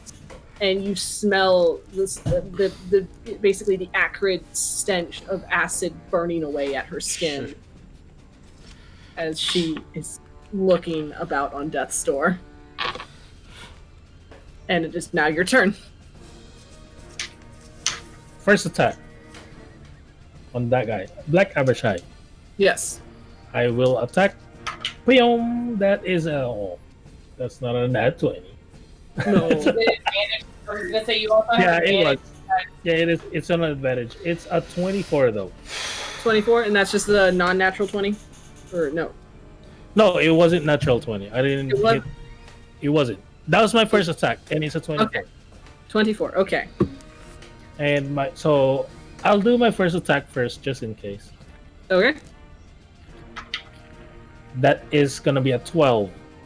12 points of damage, okay. Is he still okay? He is hanging in there. He's still up. Okay, then I guess I'll do my second attack on him then. On this bastard.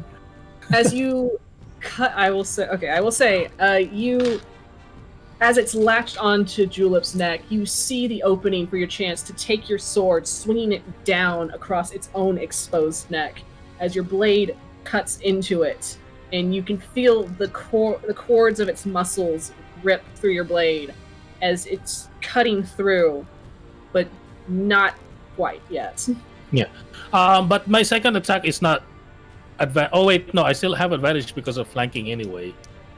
Yes. With or without the You've got advantage. Yeah. Okay, this one is a 20 something. 26. That definitely hits. Would you like to continue through with your attack? That is gonna be that's actually max. That's 13. As it On the only second. had 3 points left. Yay. I'm going to go ahead and assume that continuing with the motion, you continue slicing through as it finally cuts through bone, cuts through tendon and more muscle, and through larynx and such, as you come clean through, and the body falls down dead, the head still slightly attached to Julep's neck. Okay. And then I will fly 5 feet up. Okay. And then 5, 10, 15, 20, 25, 30. As when I was still over here, flying I up? look. Yeah, I'll fly up 5 feet. I'll look at Ro, point at this bastard over here, and then fly over here, and then I land. I'll actually land on the, and then I will attack him. Action surge. Oh, you're attacking the red guy. Gross. Yeah, the red guy. Action surge it. Go ahead. Okay, attacking, no advantage because there's nobody here. That is a dirty 20 on my That first attack. dirty 20. Yeah. Where's the die? Oh, there it is. That's a miss.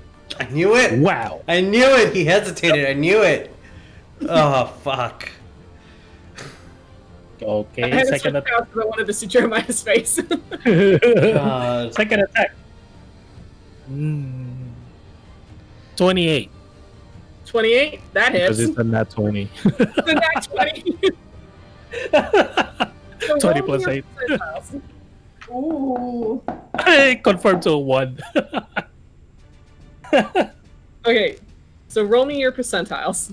Let me roll. Oh! Yeah, magic item, bro. Magic item. Go.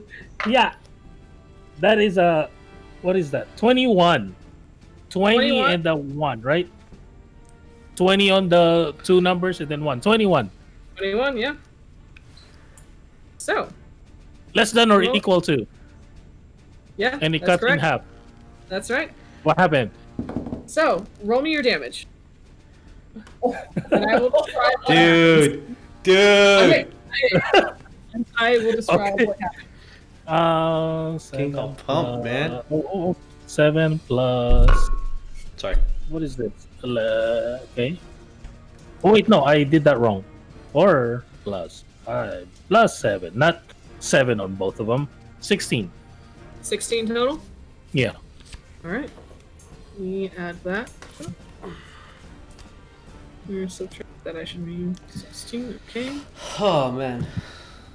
As you My for magic those item that are in the happened. room- For those that are in the room, you see as Birdurai's sword just from the hilt starts to glow and the blade takes on this almost golden sheen as he flies up with his full intent on the red Abishai as you fly over, indicating to Ro where you want him to hit. And in that moment, it seems almost as if time slows for you, as it kind of in a way like how Tanjiro visualizes the thread. You know exactly where you need to cut as you take that out of your brain. Of course. Yeah. Okay. Yes.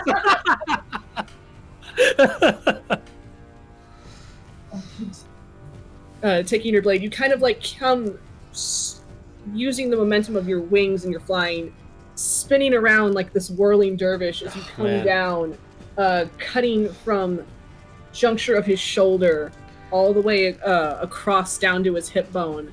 And there's just this moment where it doesn't seem like Birdurai had hit him, and then blood just shoots out of the Abishai's body as it doubles over for a moment, holding onto its chest, and there's like a look of confusion in its eyes.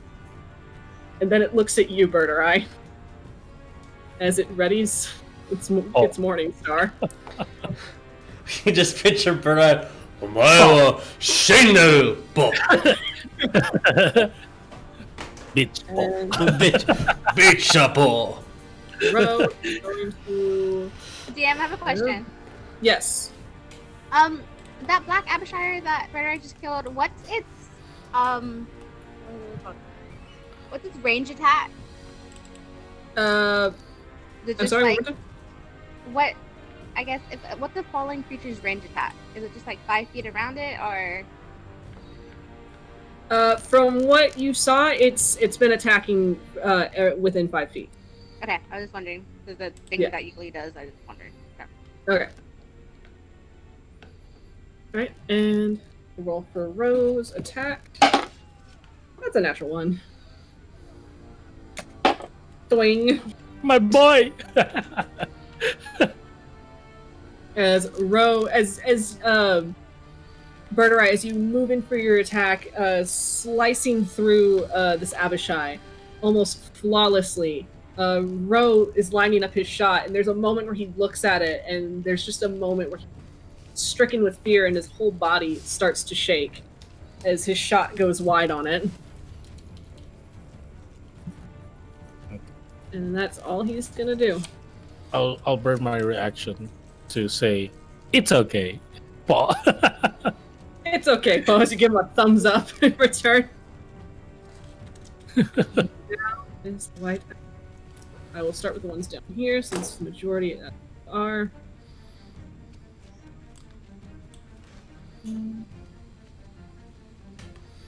As it's going to come flying in at our rogue.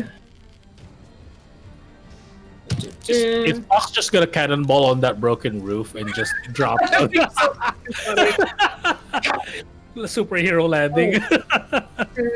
Y'all better move. That's 450 pounds of fox. That's a lot of fox. It's a lot of damage. But that's a lot of damage. 6 to hit, and then 21 to hit. Okay. Okay.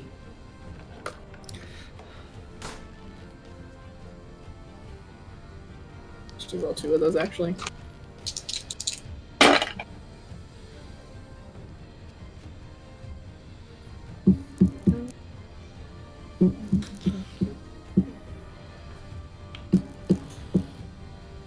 Twenty whole points of damage. Ew. Oh boy. Ew. Ew. Okay. As Ophelia, you see from one of the adjacent rooms as another one of these Abishai, this time with white scales, as it kicks through the door, taking its longsword as it flares its wings, almost kind of hovering up off the ground as Birdurai does, as it flies forward and taking 2 heavy swings at the rogue that's next to you. Ooh, I believe her name was Dahlia. Poor Dahlia. And I was taking 2 heavy swings as it cuts her essentially clean in half. So I have my Black Dahlia dice. Oh, no. No! That's not what I wanted to hear. As essentially what's left of her just crumbles down dead. Shit, dude. First casualty. As now its ugly yellow eyes are just leering down at you now, Ophelia. As it's snarling to you in a language that you do not understand, as frost is collecting on its breath. As Ophelia casually applies her lipstick. As this happens. You're next, by the way. Well, okay, if it's talking in language I don't know, I'm gonna talk in a language it doesn't know, and Primordial will be like, fuck you too. You can play this game, bitch. Bitch. Pussy ass bitch. Bitch. Alright, and then we get That's primordial, right? Bitch. 30. Okay, right there. As this one comes crashing through another door. God damn. And this one, essentially seeing a Greyson, it's going to take a swing at it. Whoosh. Whoosh. And is it only when it's swinging specifically at the original Greyson that it's at disadvantage, or is it for all Greysons? Let me pull up the spell real quick. Okay. Because it just sees a Greyson, so it's going to take a swing. 5E. On.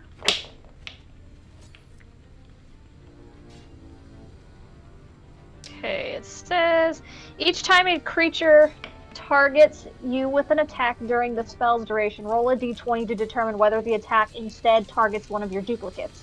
Okay, It says if you have 3 duplicates, you must roll a 6 or higher to change the attack's target to a duplicate. Okay. Alright, so that's when it's specifically at you. Mhm. Okay. In that case, you.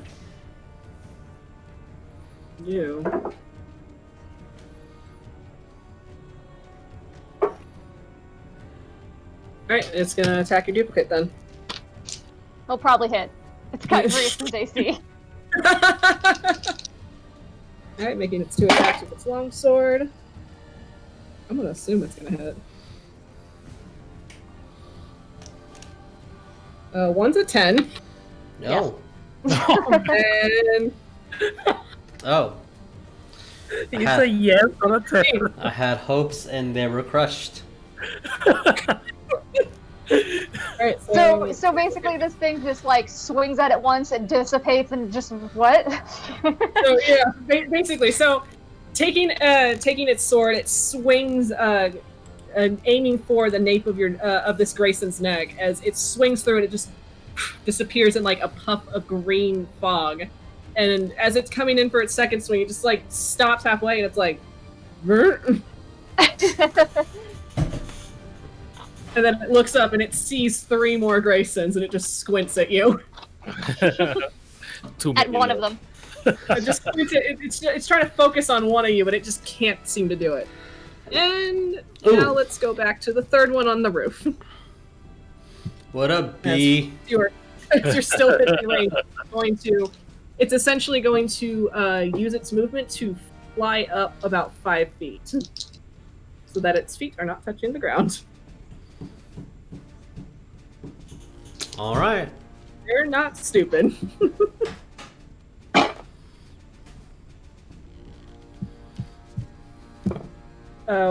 One is going to be a 20 to hit.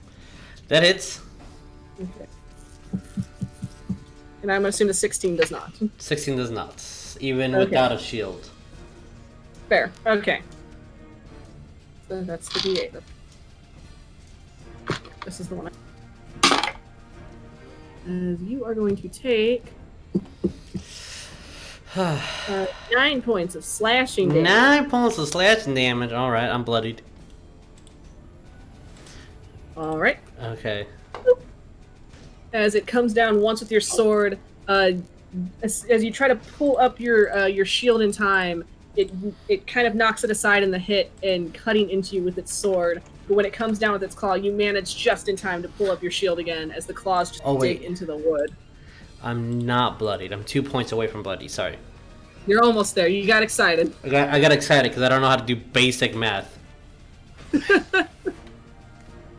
All right. All right. And then that, it's now the Greyson's turn. Oh joy. Alrighty. So Greyson. What up, Greyson? What up? He is going to teleport over here. Zoop, Okay. in the corner. Zoop. Zoop. And he is going to cast the Arms of Hadar. Ooh, I love that spell. So everyone within 10 feet of me has to make a strength saving throw. Basically, tendrils of dark energy erupt from you and batter all the creatures within 10 feet. So within 10 feet. So Xavier, I think it's within that 10 feet as well. Yep. Yeah, he is. He is. This is Alright, allies just and making sure. enemies. Any creature? If it says all creatures, then yeah. Yeah, any creature. Mm. Okay, so let me roll Xavier's strength save, and let me roll that dude's strength save. And I also got to roll for Talus. Okay. I think everyone in this corner Everybody, does. everybody. Xavier, yeah. Except me. Except for you. Oh god, the green arrow. Yeah, sure. Okay.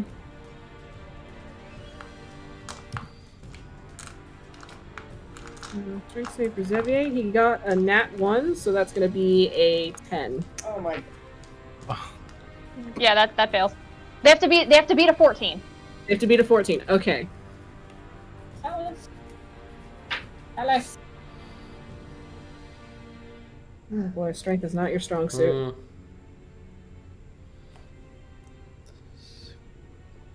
Mm. So that is a 9 for Talus. That is... Green got a 13. And Big Blue got a 6. So everybody fails. Great. So they're going to be taking. So it's 4d6 of necrotic damage, and they cannot take reactions until their next turn. Good to know.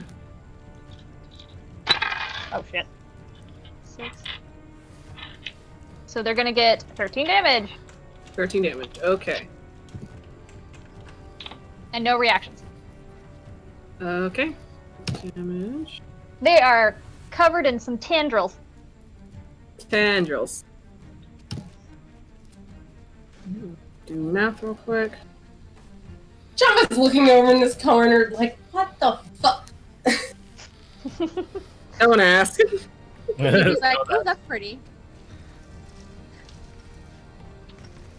I've seen that on a Japanese anime once.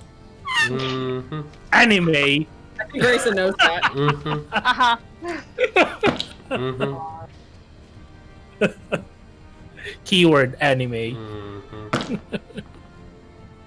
Oop. I imagine they're kind of like Shadow of the Colossus. Ooh, They I just love that. Oh, Yeah. okay. As they Less just, anime, more Shadow of the Colossus.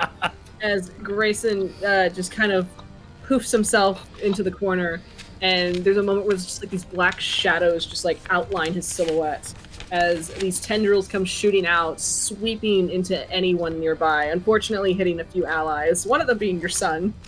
He's fine. He can handle it. Janva's questioning a lot. What about being a good parent? Get called out. He'll be fine. Zebia kind of gets knocked into the corner. He's like, I'm okay. Baby. Good job, Dad. I didn't need that arm. Thanks, Dad. As Talus also kind of gets the wind knocked out of her, her being a little bit more effective than anyone else, than everyone else. Mm. It's just like, would you fucking mind where you're swinging those? I can't help it. I'm sorry. And okay. And with that, it's the red guy's turn. Red guy. Okay, Birdurai. Come at me, bitch. Meet you apple. I'm gonna need you to make me a wisdom save. Ha! That's my best stat. Wisdom save. Dirty 20. Damn, bro. Holy shit! This bird has no fear. Oh. It was a 19 plus 1. As this red, draconic-looking creature turns to you, lifting its morning star, and there's just like this overwhelming air around it as it bores its eyes down at you. But fuck you, you're a bird with a sword, you're not scared of shit.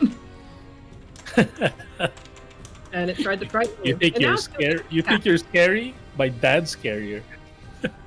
My And dad's he's scarier just than you. submit. Oh. It's gonna make its 3 attacks now. And one's a crit.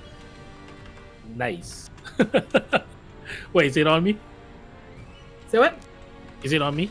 Yeah, it critted on you. Nice. I'll be fine. Okay. You say? I say I'll be fine. Here, let me help you real quick. There you go.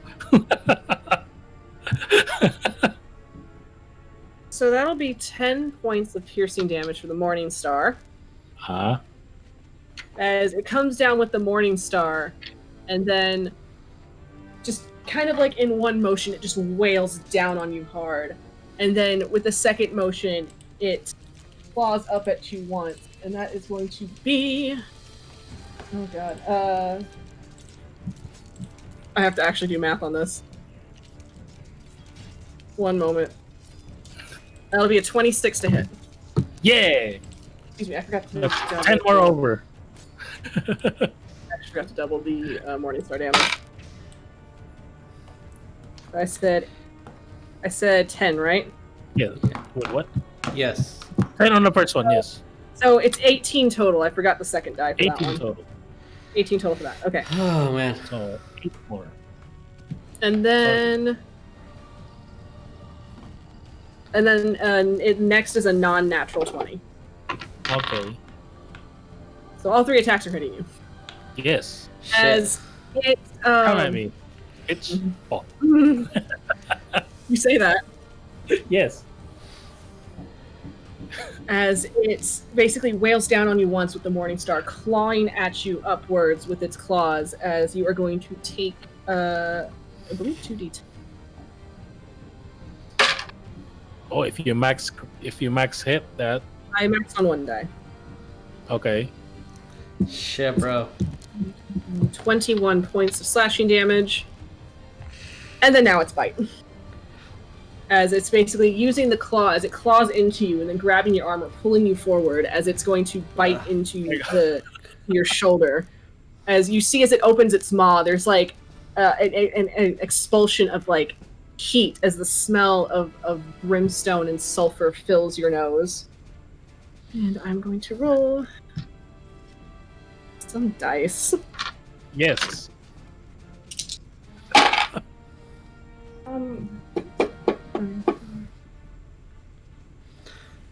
Man, dude. 18 points of piercing damage, and I have to roll the fire damage.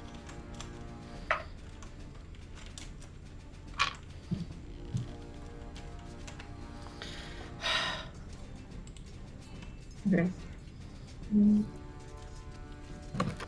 6.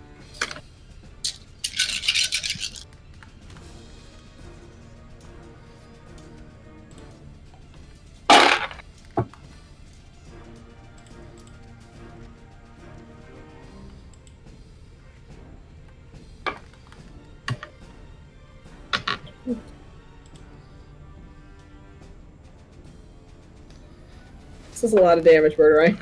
Yeah, it's fine. I'm already down. Okay. Oh man. Are you already down?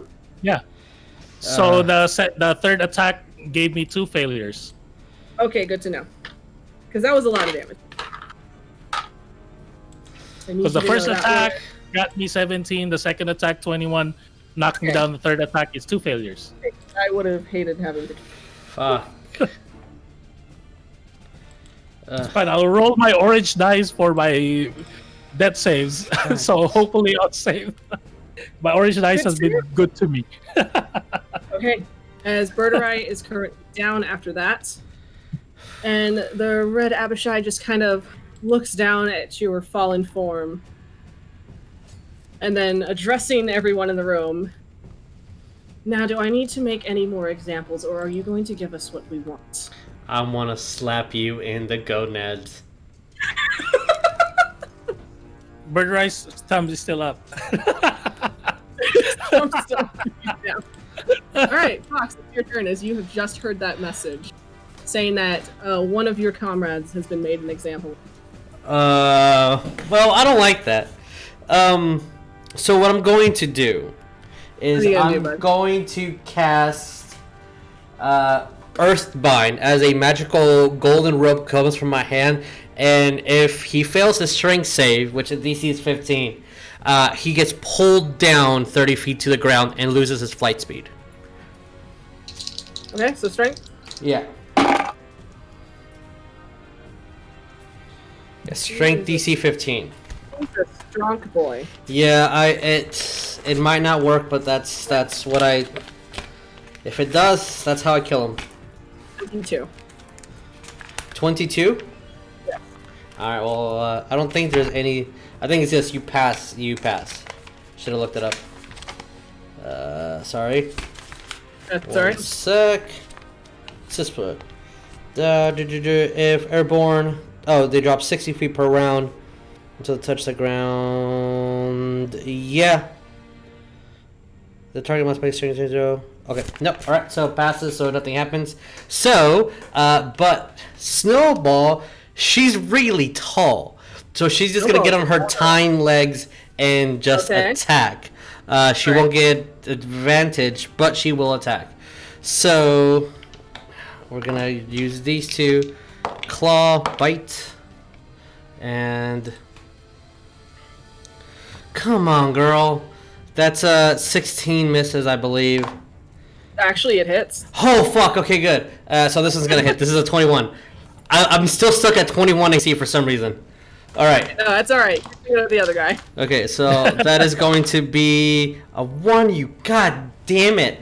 That's 6 points from her bite, and her claws are 13 points. All right. So you said 6 for the bite. Yeah, 6 for the bite and 13 from the claw. Okay. And she is considered magical for the purposes of damage resistance.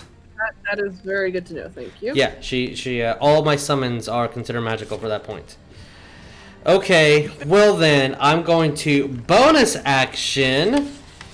That is bloody. Then never mind. I will not bonus anything then. All right. Okay. I will sidestep. Nope, I won't because that's difficult terrain.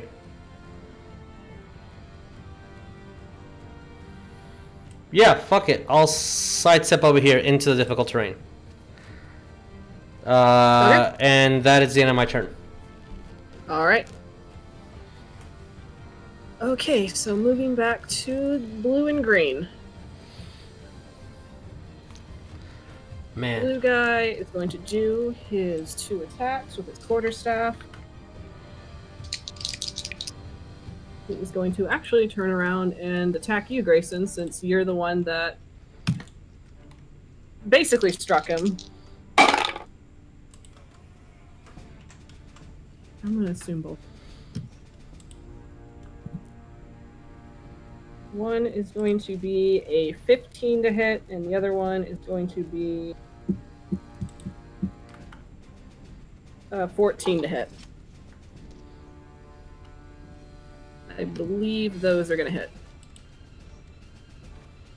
If I recall Greyson's... I think Lynn had to do a thing, so I'm going to just say that if I recall Greyson's AC is like 8 or something. Correct. Okay, there you go. You do have to roll a d20 to determine whether the attack instead hits targets. Okay, and then I have to roll at least a 6? If you have 3 duplicates, you must roll a 6 or higher to Oh, change that's the attack's target to duplicate. With 2 duplicates, you must roll an 8 or higher. Oh, I forgot to make the other guy poop, so you have 2 now. So I have to roll an 8 or higher. 8 or higher, yeah. And if he passes, he hits Greg. If not, it's He duplicate. rolled a 19. Yeah, so he hits. Okay. Alright. Oh, wait, hold on. It says you must roll a 6 or higher to change the attack's target to a duplicate. Okay. Or an 8 or higher. So does that mean he hits the duplicate? He hits the duplicate is what it is. Okay, got it. Okay. I had it backwards. Okay. Alright, so as he swings in to attack you, essentially the duplicate kind of poofing into the way and then poofing out of existence in just another puff of fog. Ha! Alright. And then... Alright, and then, see, Arms of Hadar, is he technically restrained or no, if I recall? He is not restrained, but he cannot make any bonus actions. Or, yeah, let me double check. Can't take reactions until its next turn. Okay. Alright, he is going to then fly 5 feet up and just gonna kind of skirt himself over here. So technically that's an AOP for you and Talus, I believe, because Talus is adjunct to him. So if you want to make a melee attack, Greyson.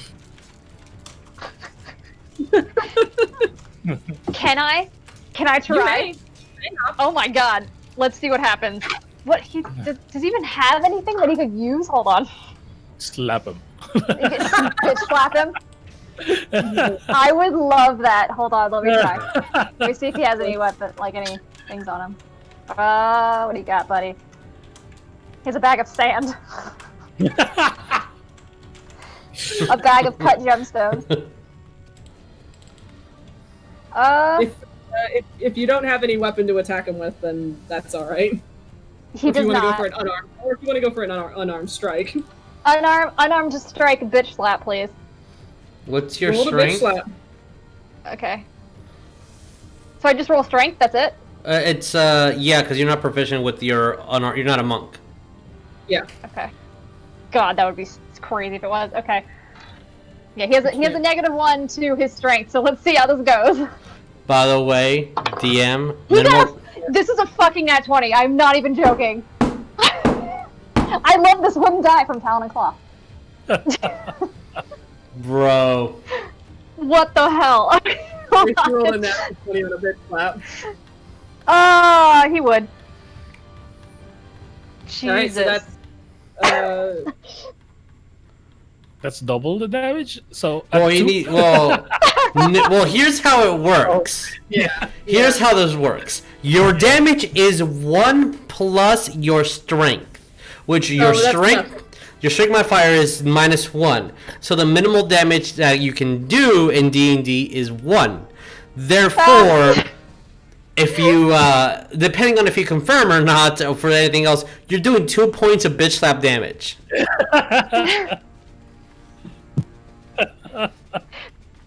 I love it.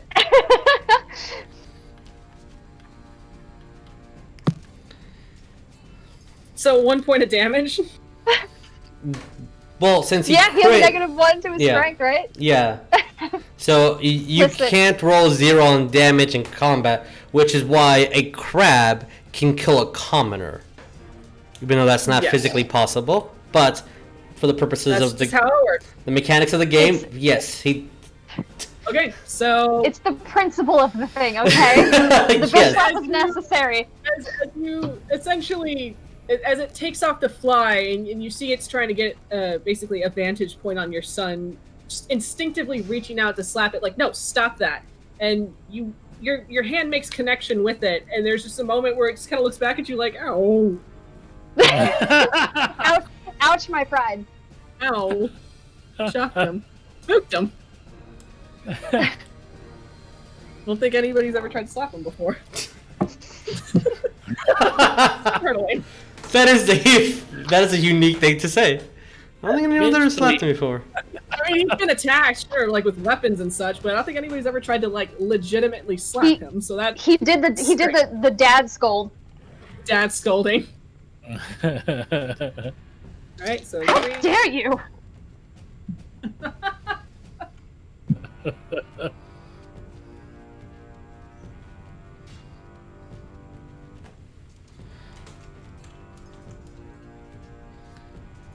Misses. Okay. With his sword.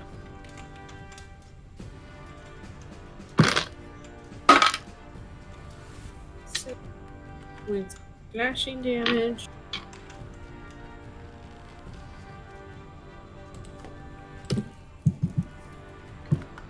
That is a pain. Okay. Alright, as the green one comes slashing in with his sword, catching Talus again in the weak points in her armor, coming in with a claw attack, but she again kind of like pushes him back with her spear. And then. Okay, now it's the boy's turn. Now he's got to do his thing. Boy. Oh my god. Oh, baby boy. Doesn't sound very good. No, that's a good noise. Okay. He rolled very high.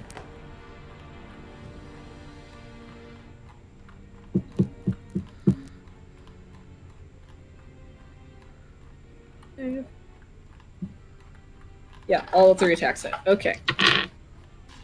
That is going to be He's going to be playing heavy hitter, so he's going to use two-handed. Wait, so quick question. When I'm down and I got hit, that's 2 death saves failure or just 1? So, because you are considered unconscious, they get a advantage on the attack. Okay. If they hit, because they had advantage on the attack, it's considered 2 death fails. Okay, I'm just double checking it. 28 points of damage total. Fuck. Someone needs to heal him, like, now, bro. For who? For who? No one. I'll be fine. One I more. could do something, but it takes me the freaking cast time for this damn thing's 10 minutes. We don't have that. Fuck. Alright, so that is Xavier's turn. I mean, like, I got healing word, but I'm too far. He's going to... You're not that far away. I can't see below the ground. Yeah. Superhero landing. As Xavier taking his sword, swinging two-handed as he makes 3 heavy hits against the blue one, as you see it cut through as this electric blue blood just kind of like pours through its wounds, and Xavier just kind of strafing closer, like keeping his sword out to keep the Abishai at a distance as he strafes to your side, Greyson, acting as a defense. Aw.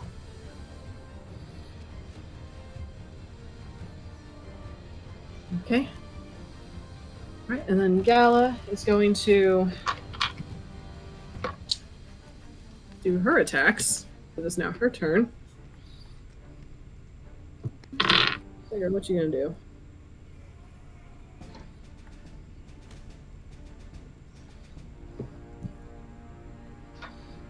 She is going to...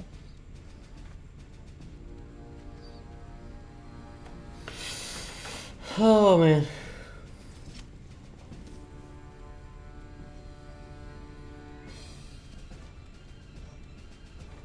Let's see.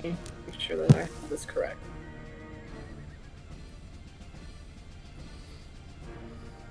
Okay, so she will use her bonus action to...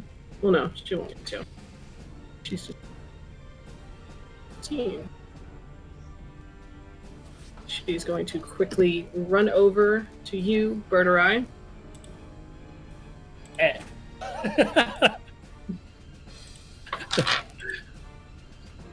And she is going to... reading this correctly.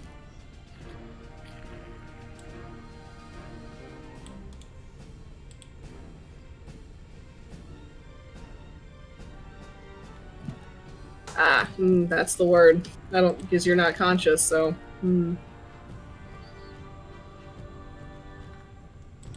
That's specific. What's Gala was going to her course of action was to D-door, but it says the creature has to be willing. So that's a specific thing to note. Yeah.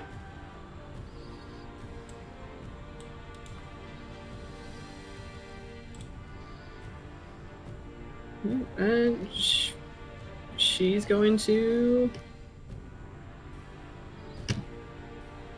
Fuck it, Eldritch Blast.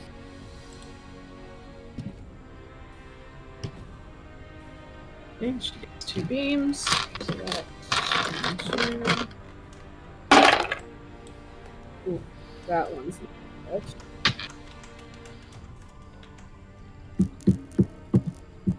Was it 24 to hit, so that will hit.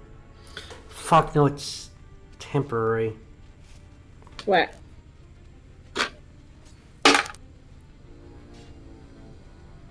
Shit. 7 points of force damage. That'll get healed. Oh no. It's only temporary, so it won't help him at all. 11. Okay. If I get up to here...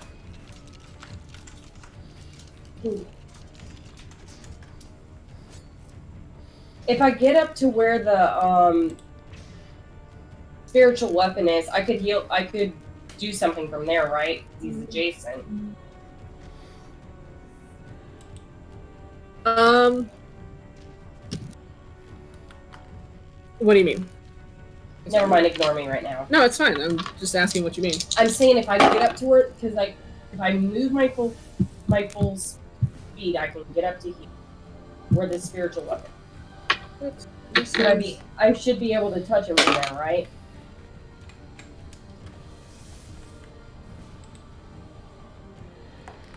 $30? Yeah, you can get right up to Birdurai. Okay. Yeah. That's the point. Yeah. I just don't want to get that fucking close to this damn thing now. 8 points slashing damage as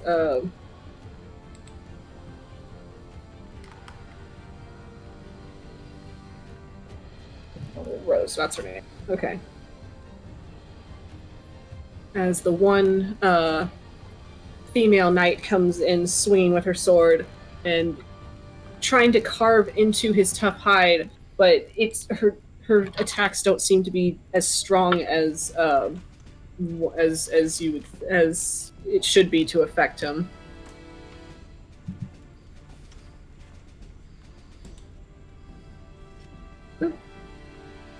Okay. Julep, who is slowly bleeding out. That's so much meta. I wouldn't know. She is.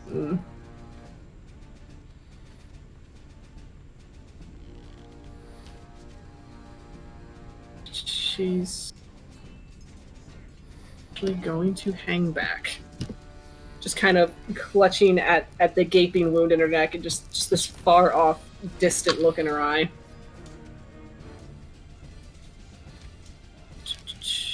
That's Yuliy, it is your turn. Okay. I'm gonna bring him 5, 10, 15, 20.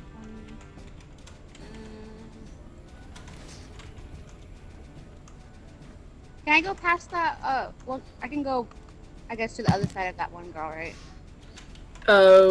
From where? So, like, I can go Cool. past her. Yeah, you can move around her essentially. I'm gonna do that. That's my 30 feet, and then I'm gonna attack the red one and extra attack with the halberd. Okay. But also, as a bonus action, I'm gonna do with my blood maledict, the blood curse of the mark. I get to double my crimson right damage. Okay. So let me roll to hit for both of them. All right. Her AC's low. Hit her. Oh. 22 for first one. That hits.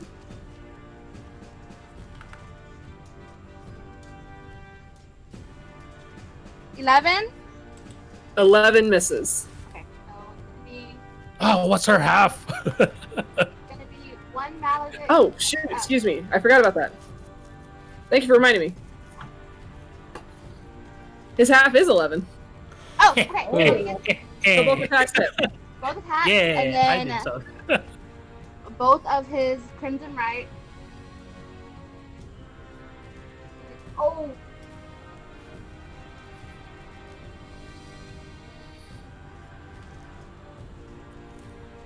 $14 points of damage. So 14 points of damage for the Crimson, right? Say again? So it's 14 points of damage total? Yeah. Okay. It's 8 for his halberds and 6 for his crimson. Alright. And then As Yuliy just hopping off the stairs, sprinting forward as he brandishes his halberd, just kind of strafing past between the spiritual weapon and one of Talus's guards, as he comes down in an arc hard with his halberd, and you see the glint, like the malicious glint of red that streaks off the blade as he does so, activating his blood curse as it courses through this Abishai. And there's a moment where he like tenses and grimaces, and it's just looking overall annoyed at being overwhelmed. It was frozen damage for Frozen damage? ice. Ice damage. I don't know if that means anything. Okay, good to know. Alright. Okay. Okay, So- and now it's Fifi's turn. Yes, it is. Can Fifi jump from the stairs down to the first floor?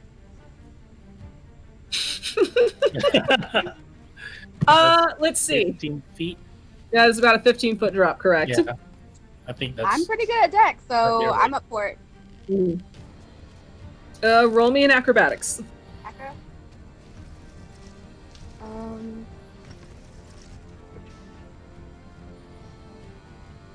18. Parkour! 18, Yeah, she okay. makes it. So you... Yeah. She makes it if she. So I'm gonna be, I guess, right here, 15 feet down on the first floor. So Fifi, just looking at the Abishai standing above you, having essentially split this woman in half that was next to you, looking and at before- the chaos that's happening across, and you just bye, and you just vault yourself over the ledge. Before I Thanks. say bye, I'm be like, 1 minute. I'll be Be right right- back. BRB. She Okay, vaults over the stairs, just landing hard, properly absorbing the shock as you've witnessed Birdurai land, from greater heights before. So just kind of taking off from his example, in knowing the correct stance used for landing. If Birdurai was conscious, he would say 10 out of 10. And then I'm gonna go over to Birdurai. And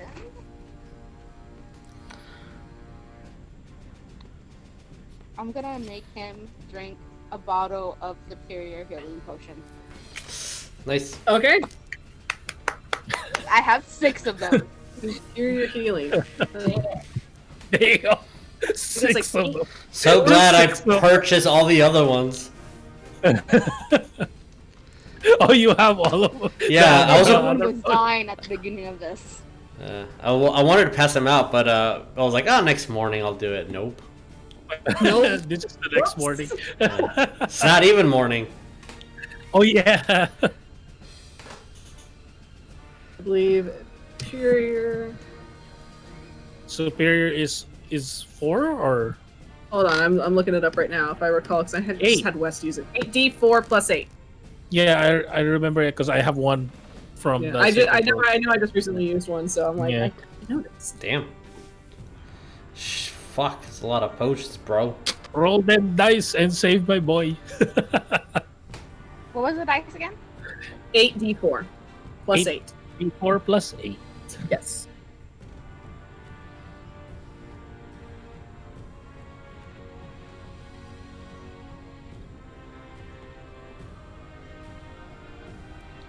Man. All right, and then after Ophelia, it'll be top of the round with Janva again.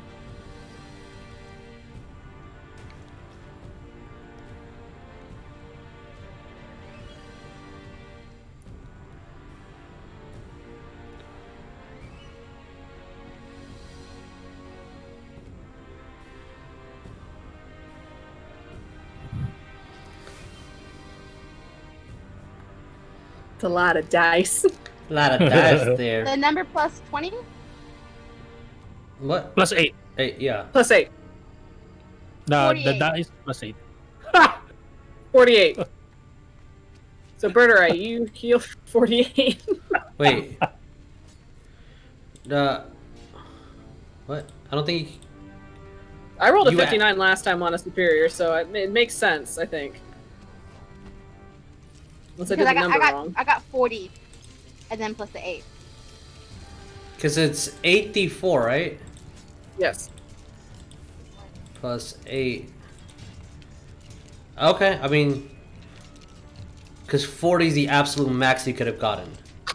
That's max. Okay, maybe I did it too many times because I was doing with 2. I kept doing 2 and 2. Yeah. Let me get all. So. If you want, you can use Discord to roll it, so that way it's easier, and it'll just give you the number. You could also roll on D&DB on roll 20. Roll 20, yeah. You can, yeah, technically. So we don't have a Avray, so you might have to word it differently. Oh no, you have to type out roll because I have a different bot. I'm stupid. She could just get Avery. Go like this. I should, yeah. So just type it out like that, and it'll give you your number. And just make sure to add your modifier. And yeah, whatever you rolled at the end plus 8. Yeah. Now that I don't want Jeremiah you to have a lot of HP. Just. Oh, look at all that! Look at all them dice. Error. Extra numbers detected.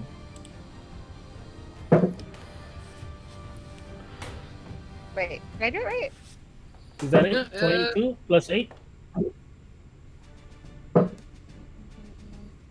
I guess. Yeah, I guess. 5, 6, 7, 8, 9, 10, 11, 12, 13, 14, 15, 16, 17, 20? It's telling me 22, so 22 then. 22. You healed for 22, Birdurai. Yay. Oh, I'm Yay. not bloody. Good. Huzzah! Good. Alright, so alright, anything else, Ophelia? Okay. No, I think that's it. Okay. Oh wait, Janva. Oh yes. it took 15 feet for me to get there, and 5, 10, 15. Yeah, never mind. I can't move anymore. Okay. Janva. Oh no, I'm still bloodied. For the spiritual weapon. Okay. But I'm prone still. It's 25 to hit. But I can just. Yes, you're still prone, and 25 does hit. Okay. I'll use this. The back pain. I'm back. I have fallen and I can't get up. Right. 11 points of radiant damage. Okay. And then Oh man. the Sure. only way I can imagine what she's trying to do is the maw's gonna come down, and when it opens up, instead of having it come through, just for aesthetic wise, Okay. instead of using the rapier to point the guiding bolt, she's using the shield. Okay. As the maw opens, Yes. level 3 guiding bolt. Okay. Roll me to attack. Dirty 20. Dirty 20 hits. And after you're done rolling your damage, I'm going to have you roll me a perception.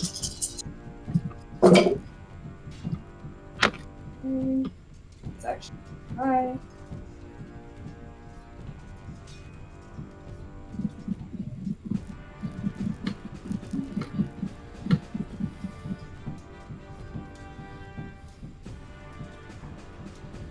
$28 points of radiant.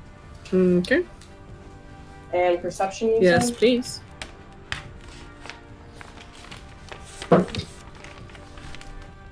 Also dirty 20. Dirty 20. Okay. So, 15 plus. as you send your spiritual weapon forward, as it basically bites through this Abishai, and then opening up as you shoot a guiding bolt forward, there's a moment, like, once the radiant light dissipates, you see the shadows on the walls start to grow longer, as it almost seems as if the space around you is just, it seems to be closing in. And you hear the sound of wings beating. You feel the temperature start to rise within the room. Rise. And Okay. and there's a moment where you you hear the distant chirp of a bird, which sounds That's me. completely not which doesn't seem to match the chaos of the encounter around you. And I'm going to say...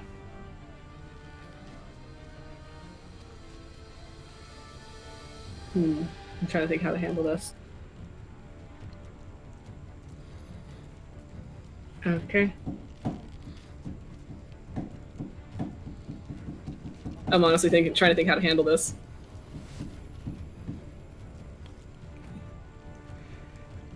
Sending you positive vibes.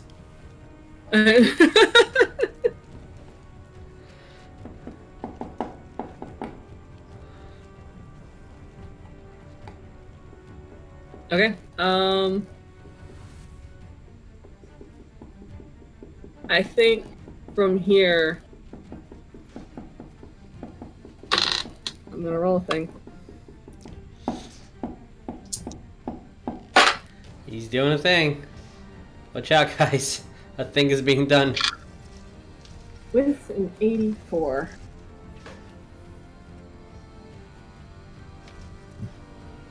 Everything is going to go black. For everyone. Including Fox on the roof. And we're gonna take our break there. God damn it. Not Okay. yet. All right. I got a slice. All right, guys. Okay, Well, Be back in like 10, I would say. Oh god. all right. We'll be back in 10. Okay.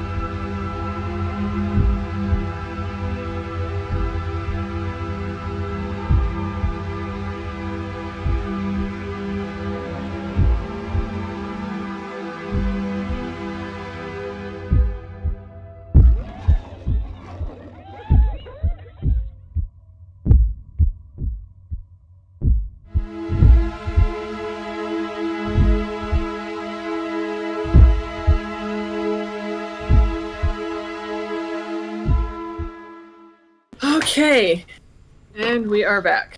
Notice there's no audio. I don't know if that's intentional. It might be. Okay. As I'm going to swap us on screens. Okay. Okay. Go back to this as a holder, and oh no, the dog is thinking about barking. Don't do it. Don't Do it, bro. Don't do it, Bench. Don't do it. Buddy, go lay down. Don't do it. They're Joys of after our having boy. loud neighbors. Okay. Uh, I'm Oh, going man. to throw this music on. oh man. As okay. So while in the midst of a harrowing fight between these Abishai, as they have just been relentlessly attacking, and you've managed to hold them back to the best of your ability, succeeding very much with some of them, but there came a point where, as you were amidst the chaos, everything just went black. And Janva, the last thing that you remember, there was the beating of wings, there was a terrible, thunderous noise, then followed by a long, hollow hiss that just seemed to snake down into your very soul. And there's a moment where you feel yourself weightless. And you feel everything around you becoming hotter, the air becoming thick and heavy with heat and the smell of sulfur, brimstone. And the next thing you see when finally you open your eyes, the world around you is just tinged red as shadows flicker as if flames are constantly swirling around you. And when you open your eyes, the first thing you notice that you've been laying down on the ground, on a wet stone ground. Next to you is Gala, as she is staring at you, completely like. And you hear the echoes of screams of horrible creatures crying out, squealing, shrieking. And above it, you hear the sound of feathered wings beating as this tall, pale woman seems to descend from this ashen sky. As she looks down at you and then to Gala, her eyes just burning like molten fire. As she reaches down, grabbing onto Gala by the collar of her shirt, as she basically just effortlessly lifts her up, looking to you, then looking ahead, just looking ahead past your peripheral, and then she flies off. And as you find yourself able to sit up, looking around you, you see each of your friends around you, either unconscious or lifeless, you don't know. But they are all perfectly just laying in a formation, just one next to the other, before this massive stone well. And just before the well, you see a figure forcefully knelt in front of it, bound by chains and hooks in his flesh, is Xavier.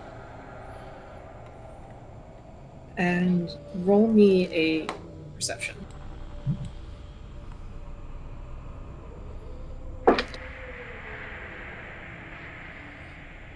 $22. Okay. You making it out through the constantly shifting shadows of this of essentially this atmosphere around you. You are able to make out that Xavier is still alive. As he pulls against his restraints and just causing new wounds to open on his body as he's crying out for help. And then as you're watching this, you see a figure step out from behind one of the pillars that's encompassing the well. And for a second you have to double take, because that person is you.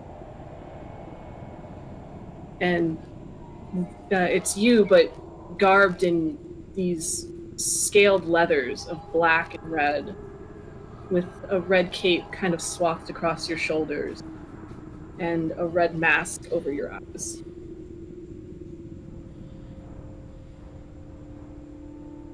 As this person that looks like you makes eye contact with you and unsheaths a dagger from their belt, just kind of tossing it over in their hands as they begin to address you. Did you think you could slink back into the shadows unseen? That you could just simply uproot yourself from all of these years you've spent?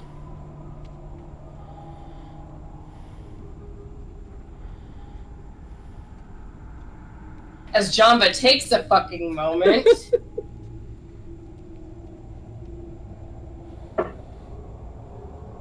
And just looking at everything. Yeah, because all this is batshit insanity.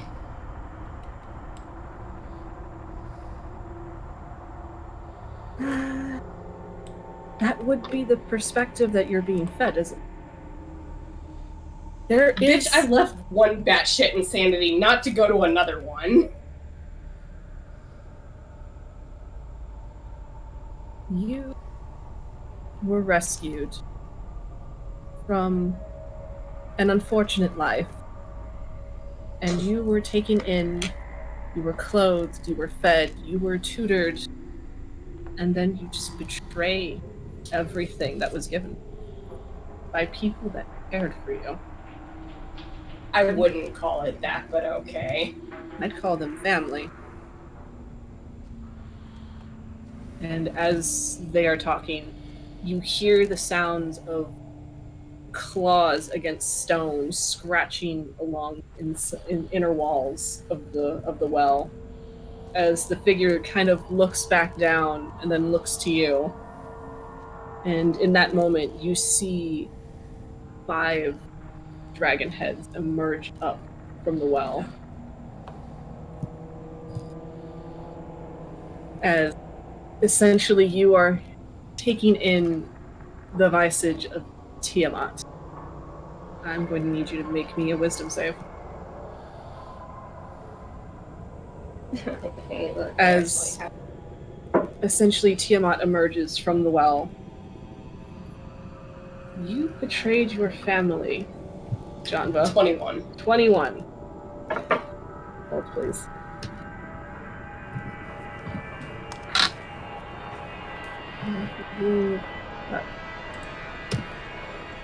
So I have to go through my million tabs. Please, God, let that be high enough. We'll find out. That was 21. I'm trying to get my thing to load.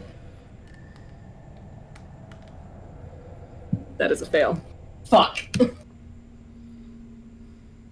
As taking in the entirety of Tiamat in your presence, you just become overwhelmed with an indescribable fear. As you find yourself trembling at the sight. As the person who looks like you, standing essentially before Tiamat, puts their hand on Xevier's head, just kind of lightly petting his hair. You know that if you continue on this path of betrayal, then you should expect for more blood to fill this well for her return.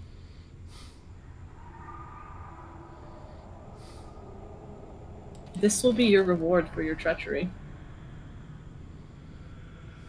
But there is still time to change that.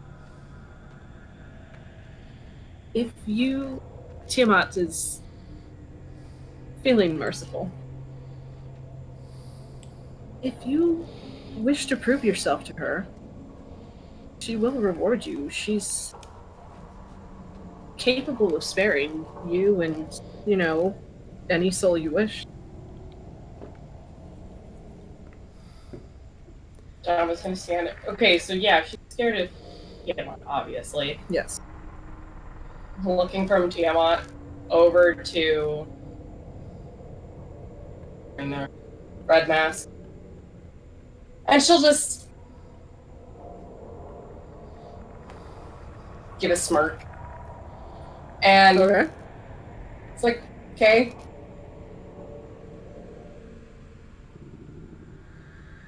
If there's anything Fox taught me, she'll spit in front of their feet. Fuck you. The dragon heads immediately lash forward, each head grabbing one of your friends. Fox, Birdurai, Yuliy, Ophelia, Greyson. They're all dragged down into the well. And the person that looks like you just laughs, just looks amused at your small act of defiance. And here I hoped you'd be redeemable. Well, in that case, and taking the dagger, you notice now, as they twirl it in their hands, that the dagger itself is essentially a very immaculately made Drow in design. As they take the curve of the dagger, holding it under Xevier's neck. And... yes? As they're essentially waiting for you.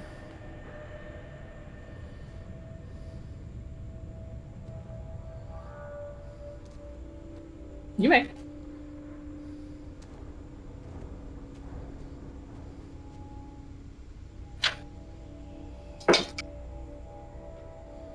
Night.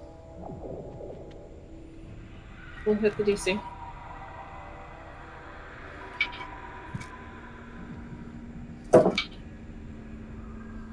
D9. Nice.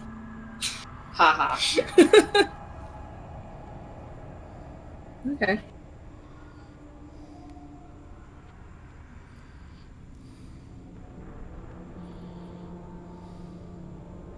There's...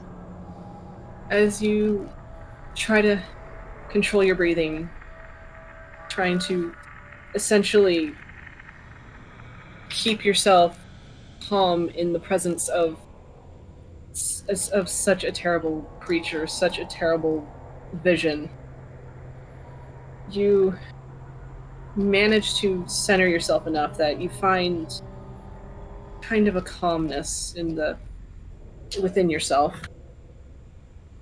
So, just some feeling of it's going to be okay. Of you can overcome this.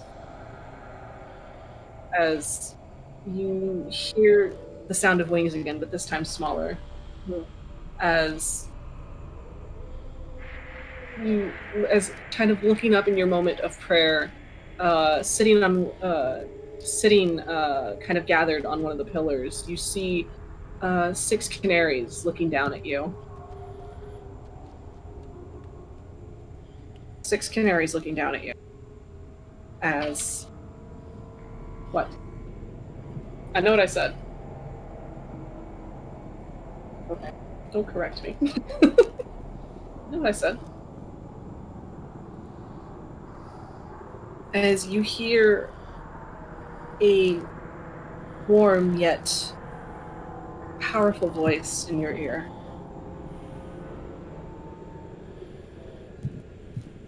Your victory is yet to come. As long as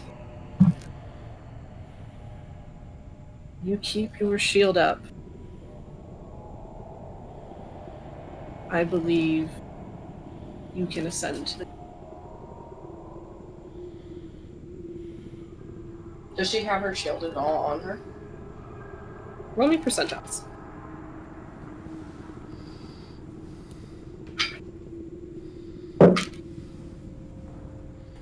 $66 this time. As you are listening to this voice, and the second that you hear the word shield, you feel the weight of it immediately on your arm. A comfortable, comforting weight. As the person in the red mask looking to you just looks at you expectantly as the dagger starts to slowly bite into Sevi.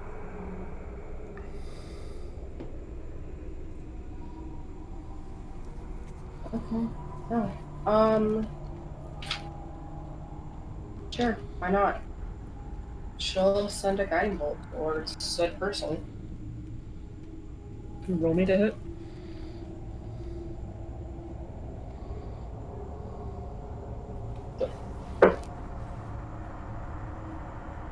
What was 18? 18. You focusing your magic, trying to kind of draw from your well of power. You hold your shield out in an attempt to focus your magic in the familiar blast of a guiding bolt that you have casted many a times, but nothing comes.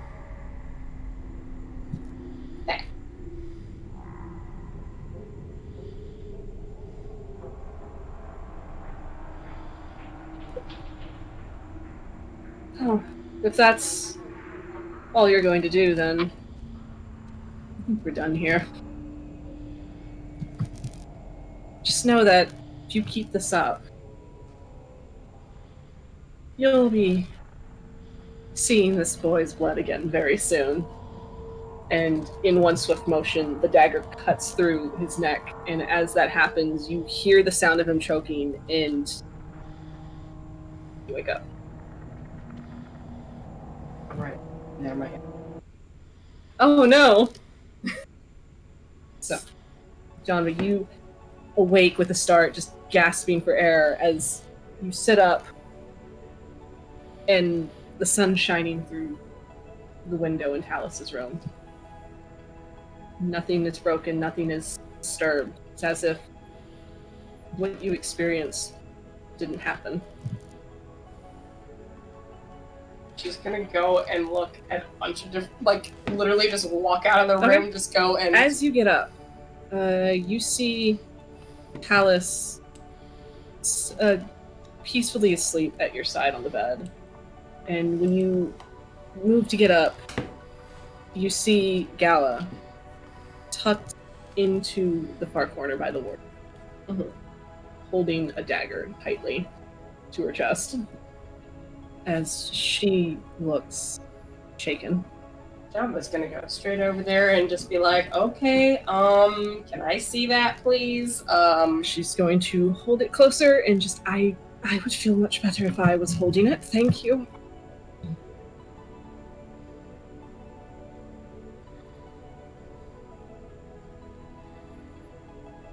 I'm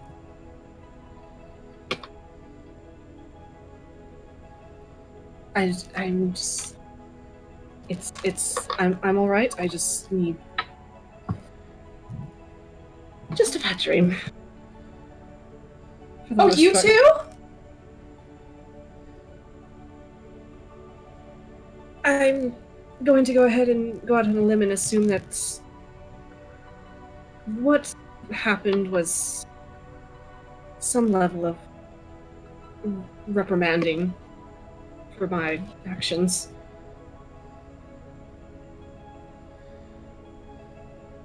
Janva's gonna just walk out and go and check the entire Okay. place. As you walk out, remembering where certain points in the fight took place. Mainly also, is the roof still intact? Or The roof is intact. Roll me a perception.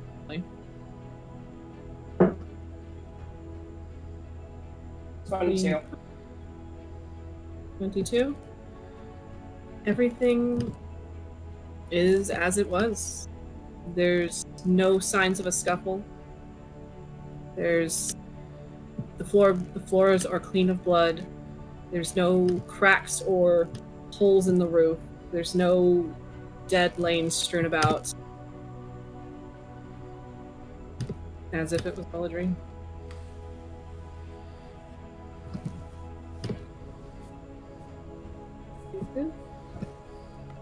Slightly.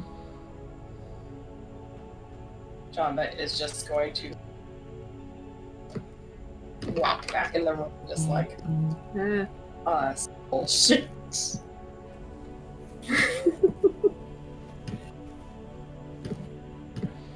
So,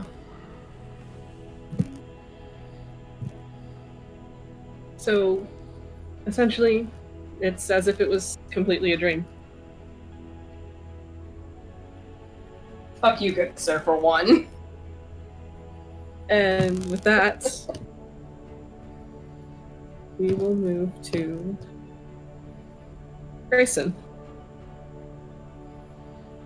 The second that the darkness overtook you, it was almost as if it felt like a second, and the next thing you know, you're opening your eyes, and you're still in bed. You're still in the room that you share with Xavier. Except you're the only one in bed. Great. He's gonna get up and look around. Okay. Roll me a perception. Okay. 13. 13? Okay. So from what you notice, back on, as if it never happened. So, kind of giving a general sweep of the room in, I assume, a moment of panic. Oh, yeah. You're kind of scuffs against what you recognize as Xavier's travel pack, as it's sitting on the bed, sitting by the bed where he had last left it before tucking in for the night.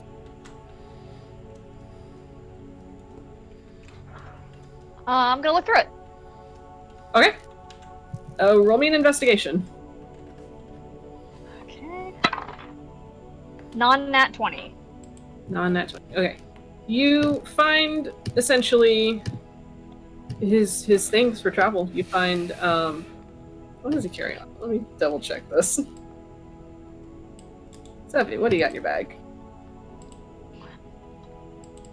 Let's see. You find in general, you just find some cartographer tools. You find a change of clothing, just a clean shirt. You find one healing potion, a small bag of nearly depleted rations, some rope, tinderbox, water skin. You find just a general book for reading. It seems to be just a history book on the area of the Sword Coast. Just history on on dwarven kings and whatnot. What used to be before humans kind of moved their way in and started populating the area. Okay. Is his ring in the bag at all? It is, yes.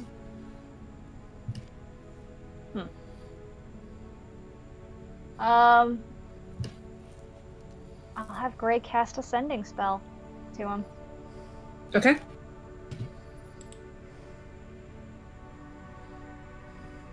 All right. What do you say? Let's see, 25 words. Xavier, little prince, where are you? Are you safe? Okay. That's it. All right. It doesn't take long for him to respond. It comes quickly enough. He seems a little taken aback by it, but I'm downstairs in the kitchen. I'm fine. Greyson's just gonna like, God, don't scare me like that. And yeah, he'll make his way downstairs. How dare you, young man! Oh God. Alright, so heading down to the kitchen. Make sure that this is cleaned up. As you do, you find him in the kitchen. It's about 9 a.m. when you all awake. We'll get to Birdurai. We'll get to that in a minute. Just quick.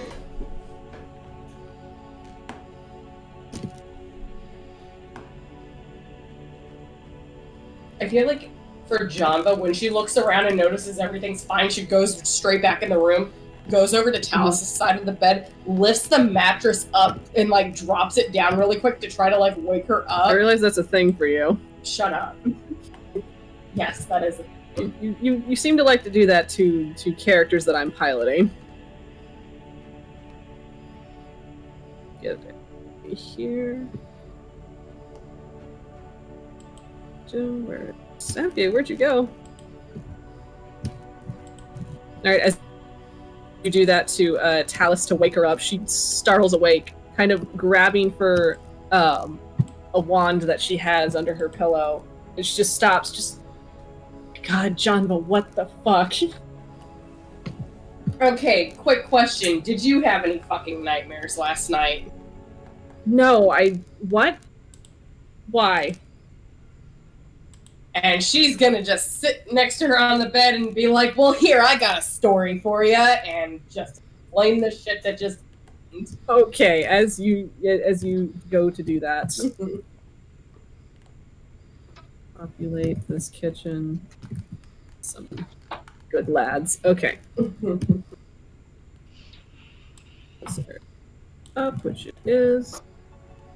If I missed a mini, then oh well.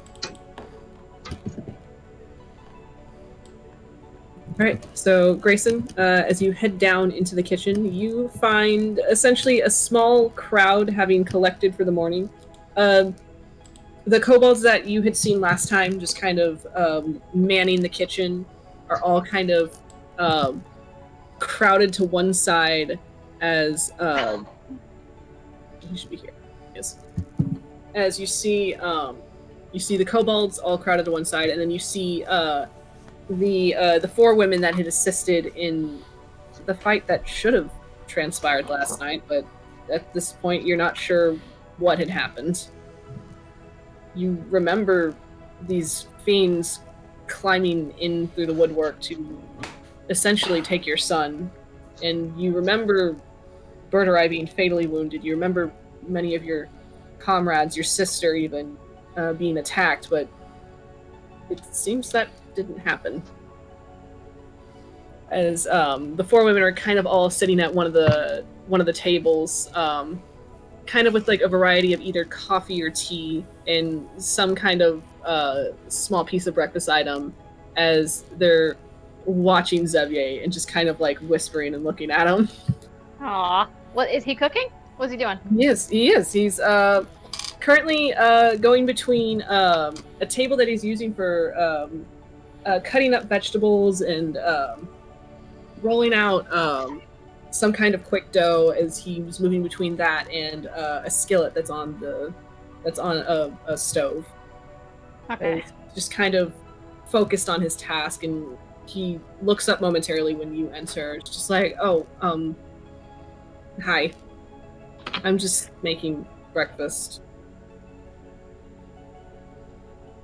Grayson's just kind of let out a sigh of relief and then just kind of walk up over to him and just kind of give him like a little shoulder nudge, I guess, and then just be like, why are you cooking? We have people do that for us. Oh, wow. I don't know. I like it. It's kind of, it kind of keeps my mind off of things. Oh. Do Also, you remember when we used to cook together? I do. I remember having to ask you for cookbooks because your cooking wasn't the best. Listen, I tried, okay? I am a scholar, not a cook.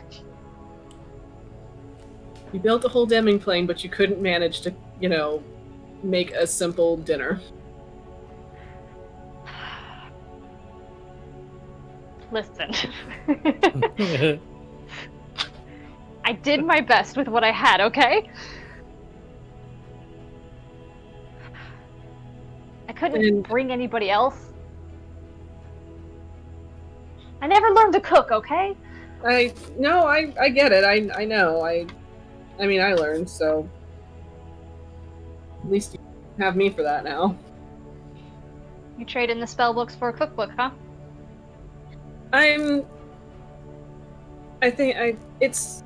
It's just something I like to do. I kind of picked it up a little more when I was traveling around having to play personal bodyguard, and one of the times I stayed in Baldur's Gate, I just was hanging around in a tavern, and the tavern owner just saw me sitting there and put me to work, so I learned through him. He's a big angry guy. Yeah. He sounds great. I mean, kind of reminded me a little bit of Dad, but not really, but...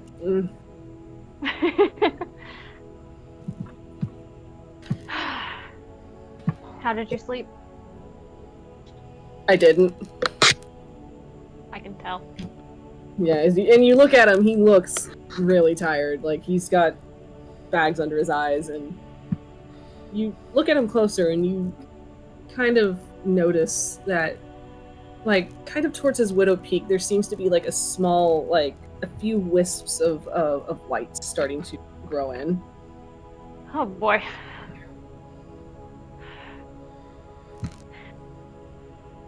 I have something that might help you sleep, if you want it. What, like what? Greyson is going to give him the Amulet of Protection. Which, as you pull that amulet out, he's gonna put his hand on it to shove it back at you. It's like, Mr. Fox and I bought that for you. I can handle He myself. made me spend all my money for that. We have plenty, don't worry about it. I feel much better if you had this. Are you sure? Do you think it'll help you?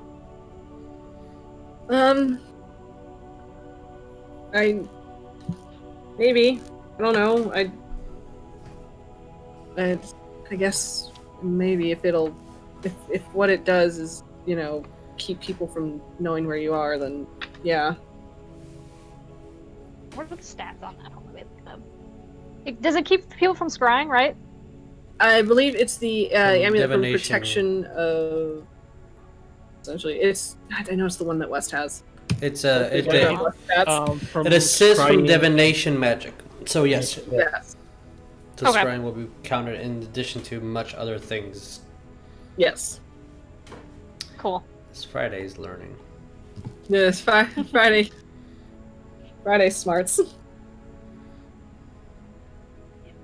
Greyson will insist. He'll just be like, You need this more than I do. I know what she's doing to you. That's terrifying to know that you know what that is. Greyson's going to kind of gesture to his hair. Okay. Fine. I mean, I could say no, but you'll still insist, so I'll. Fine. Are you mad at me? No, I'm not mad at you. I'm just tired. I know. You're exhausted. Sorry. I don't think I've ever had a proper full night's sleep since I got here. Here in this plane, I mean. Yeah. Get some rest, please. I will once I'm finished here. I know. It's your thing that you do. Did you want anything? Do you want me to make you something? Or? I'll just make myself some tea. And Grayson Okay. will just start making himself tea. Okay. As you go and make yourself tea, you kind of pass by the kobolds are just kind of watching with interest as as they're watching somebody much taller than them operate their kitchen and even reaching for cabinets that normally takes them climbing on counters and various chairs to get to. They're just absolutely enthralled, and you hear like this idle gossip between the four women as they're just like, it's like, he is so cute. Look at him go. I need to get me one like that. Oh my god. That's adorable. Yeah, Just, Grayson, he'll just make himself some tea and just kind of sit back and just kind of, people watch. Okay.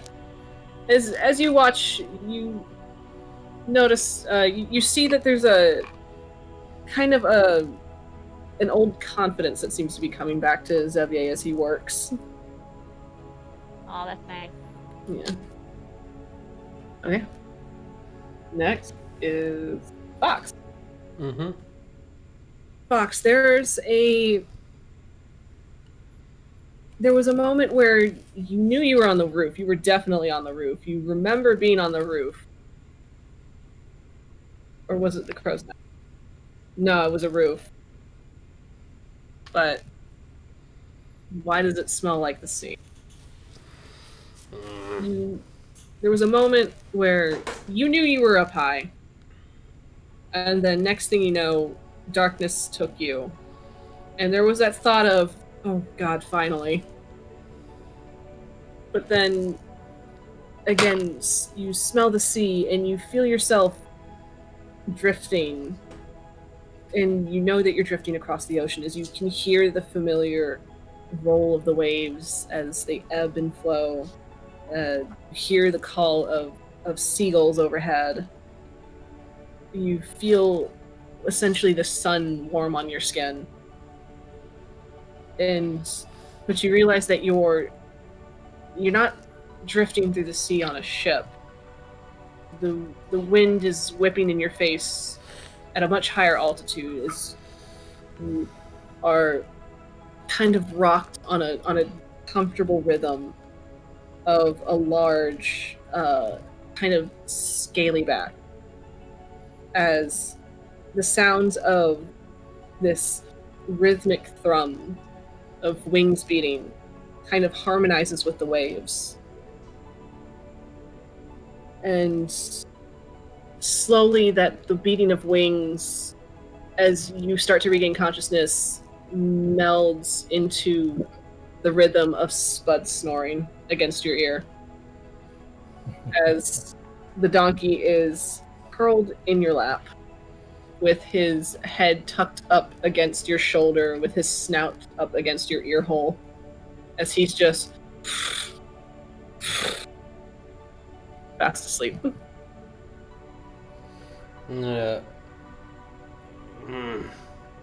Wake up. Can't ever rest. Stupid kids. Hey, Spud. Sorry, you. Hey, Spud. You're calling Spud. as the donkey kind of opens his big, kind of goldish brown eyes and just kind of like looks at you. I had the strangest dream. You too? What did you dream of? A bitch. My thing has stopped working. No. Oh no, hold on. My cord is crapping out on me. Yeah. I'm trying to fix it. Ah, there it is. Ah. Oh, speak again. Ah. No. Hey. No. Can you hear my words? I can hear your words now. Okay. Except all right. at this exact angle from now on. Only that angle does it work. Okay. I was dreaming of a bitch trying to take away the boy. Did you win? I'm gonna look at Spud. You know. Huh.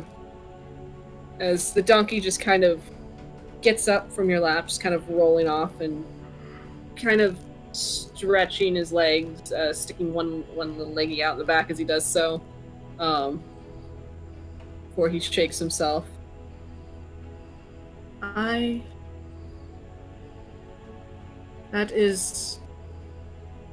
don't like that. Yeah. If you would have joined, you would have won. Oh no, I'm losing it again. Shit. Ah! Say that one more time. If you would have joined, you would have won. I most undoubtedly would have won. Sure. Yeah. So I'm gonna go patrol the skies now and see there's no frickin' anything coming our way. I'll be back in a minute. God damn it. Sorry. Hold on. I might have to forego this entirely. No. It's gonna be annoying. Can you plug into your Discord over there? Actually, yeah, that makes more sense.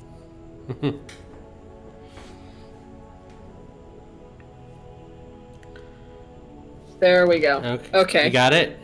Yeah. Say words to me. Okay, hi, I'm saying the words. Oh no, I just can't hear Jesus at all. You can't hear me at all? Why can't you hear me at all? That's my internet. No, it's your internet? Here, give me What? What? At this crucial moment of my character? Yep, Hoard. So what do you guys think it was? See what I did last time. What do you guys think it was? What's your hypothesis? Hypothesis? The hypothesis. Who attacked us? Maybe it's Tiamat himself? Nah, maybe. Or, you know, the white. I think the white dragon would have done a lot more damage. That's true.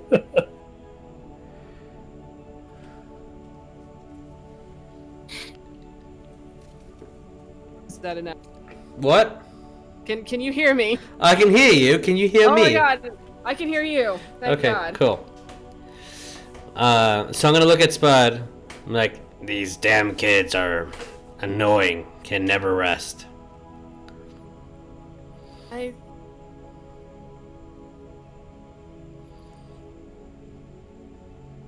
would say it's an experiment, but You gonna help this time, or are you gonna rest?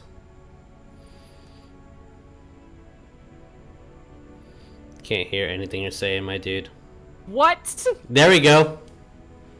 Here we go again. Yeah, sorry. I would say helping would be the better option. Definitely have been learning. So you. Quite fun too. So you are gonna help. Yes, No, all I right. would like to. You wanna spread those wings and fly? As he kind of looks at you. Hopefully, I can. I don't know when I will be worthy, All right. but hopefully it's. All right. Well, I'm gonna ask. Quasi if she can help me. I'll be back in a bit. I'm gonna go scout out, I guess. And I'm going to summon Beast, a Quathiolosaurus, a huge flying dinosaur, with a flight speed of 80. Because the CR is 2, just like a polar bear. Okay. And I'm going to B-shape into a baboon and grab onto this 20-foot tall bird, and we're going to go scout for an hour. Alright. Exception. Scouting. Okay. That is certainly a sight to see at 9 a.m.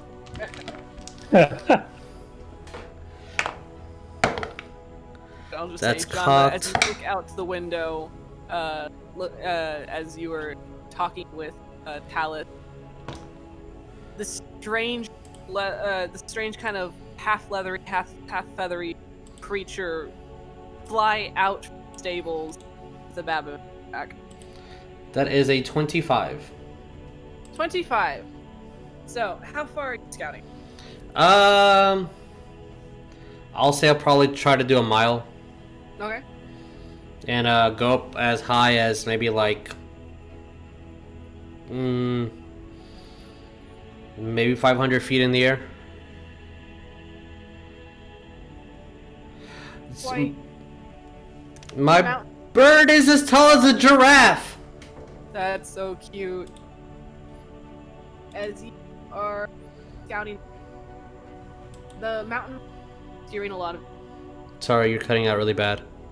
As the mountain tends to obscure most of the trails as you were flying over. Mhm. You catch sight of Trepson and his trolls as they are in the midst of a morning hunt. The guard drakes out ahead as they excitedly basically a small pack of deer. Trolls just kind of running around the perimeter to herd them in, letting the guard drakes mostly doing all the essentially for to promote that predator in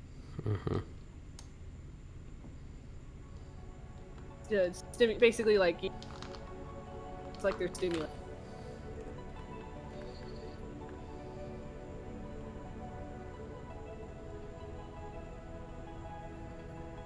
For about a mile, I'll say there isn't much of anything. A mile. Okay. Between a mile and Whenever like 40 minutes or so it's up, I guess we'll head back to base, and then the remaining time I'm just gonna talk to my bird and catch up. And like bring Spud, put him over my shoulder, try to pick him up, go say hi. She misses you. Hello. I'm gonna make, cause I'm controlling the bird. I'm like, I know. talk to him. Don't be weird about it. As there is an awkward yet forced hello that comes from the dinosaur. Yeah. Yeah. And whenever she goes away, I'm like, all right, Spud, let's go inside. I'm gonna like have him over me. Let's walk inside to the kitchen and just grab some vegetables and just walk outside. As Greyson, Fox waddle into the kitchen with Spud on his shoulder, carrying him like one would a small dog. Except that just grab a handful of cabbages and back out. Well, alright then. I'm gonna turn inside. She's fucking with their heads. I look towards Xavier and close the door. Okay. As you as you're closing the door, you hear kind of a belated, "Oh, good morning, Mr. Fox." After the door's closed, Morning! Who was that? Who's that? Who's that? Still confused, Grandpa. Probably one of those trolls. So what? It's probably one of those trolls. They said hello.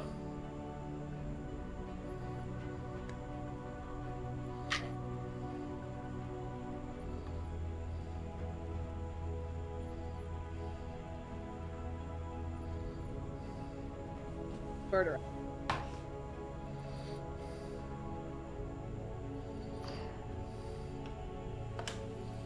Found yourself falling to your. All I heard was Rye fallen wound. As you feel as you had fallen, succumbing to your wounds, there's a moment of weightlessness. Then you feel Ophelia at your side as she literally shoves a bottle down your throat, and you feel yourself jolt to consciousness then, but then immediately overtaken by darkness. And at first there's nothing. You don't feel anything here. But soon you're aware of a rhythmic kind of ebbing dark. A sound of metal on metal ringing as the darkness of your mind kind of flashes with gold light. Strike.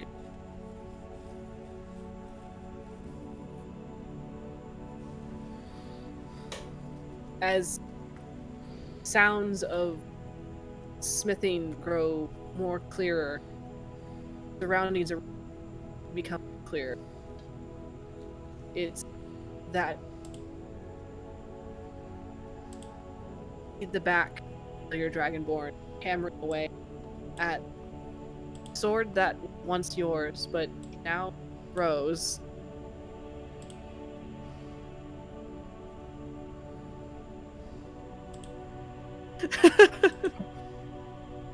Father? Did you say that? Yes. Okay.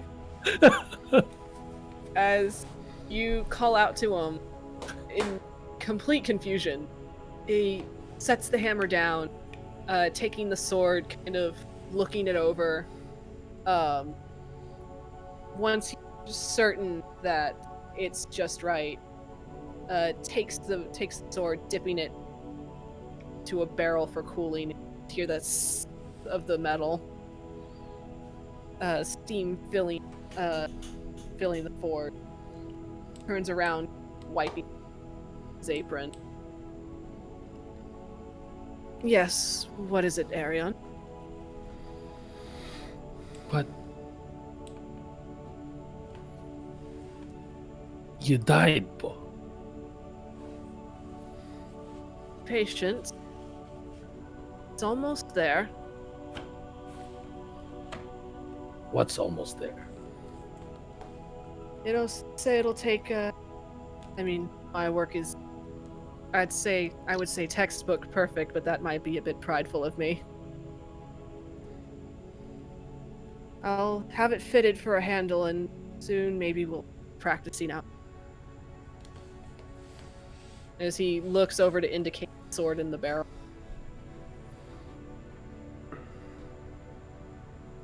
What's going on here? As with the large leathery hand, ruffle the top feathers head.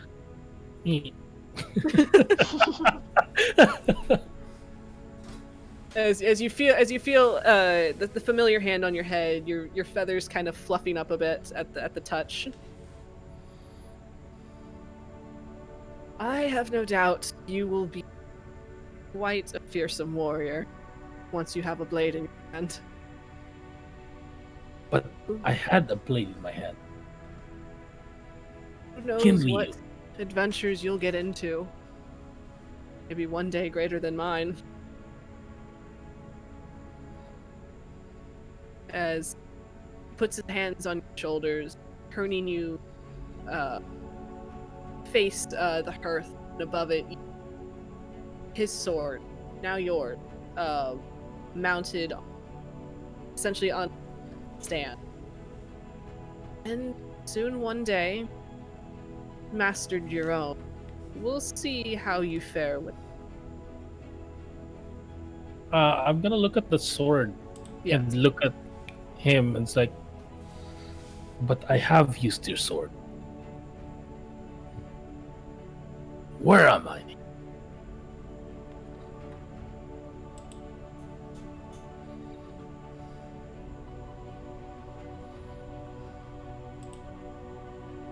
Know that when you use the sword, by your side, guide you always By what?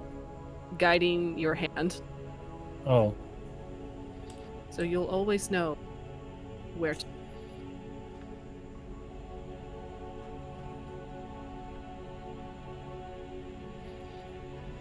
Let's go of your shoulders. Feel the warmth fade forward. You now awake with the chill of the mountain. Sit up in your bed.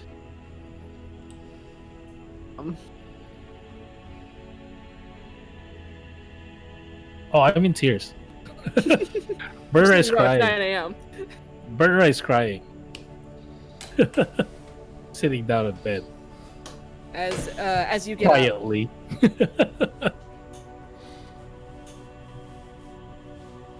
Where is the sword right now? the sword is right where you left it before you went to bed. Sitting up, the sword by your bedside, propped against row, peacefully sleeping bed to you. Can I look at the window that was broken? That was supposedly broken, like right around right here. Let's see. I don't think that. Or no, the window was broken downstairs, not here. Yeah. So there's Yeah. a window in this room, but there's no window. Like the last game, like with that broken window, was it like just next door? Was it downstairs? It was downstairs. Yeah, I'm gonna wake up Ro. As Like the kind kobold of. is in the midst of a dream, kind of curled on his side. You see his little foot pads twitching. Sleep. When you shake him awake, he immediately, eyes snapping open, kind of dilating into little slits as he looks around. What happened? Where is the intruder? I will kill them. On guard. Follow me.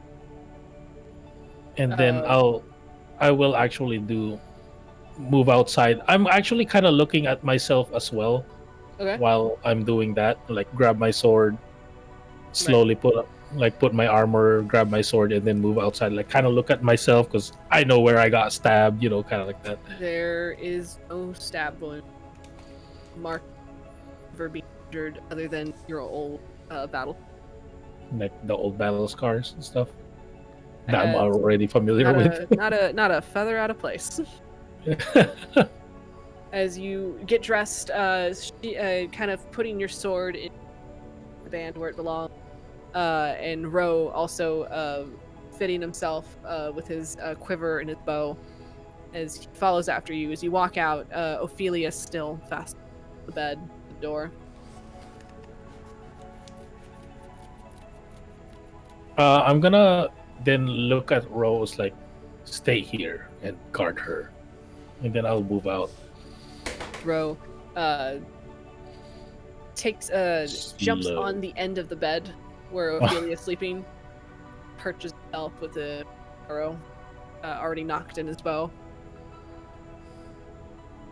As you take yourself downstairs, looking for the source of where the window was broken, check every window downstairs, but there's to be no sign of breakage. They all are. Do I hear any kind of commotion? Hear just the idle chatter of in the kitchen. Then I will actually try to go there sneakily. Sneak. Me a If stealth. you need me to roll a stealth, Roll a yes. stealth, bro. Of course, Birdurai. Good. Not 20. Of course you did. 24. It's the orange dice again. As you kind of crouching low, knowing where to step to keep your talons from making the most noise, quietly open the door to the kitchen. You see Talus's guard sitting around a table as they're enjoying coffee, tea. The kobolds all also now gathered around as they are happily eating a breakfast that was provided for them as Xavier is kind of cleaning up and wiping down the area. Greyson sitting at a nearby chair as he's enjoying tea. No one seems to notice you. Yeah, I'm gonna fully stand up and just say, everything's fine here. As suddenly, Greyson, you hear Birdurai just appear out of nowhere and say full volume, everything is fine here. Can I roll a dex save to see if he spills his tea?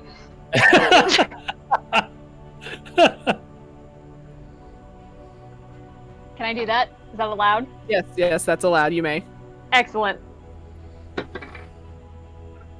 You got a 6. The sound of Birdurai suddenly appearing startles you to the point that you fumble your teacup and it spills over you. Is it?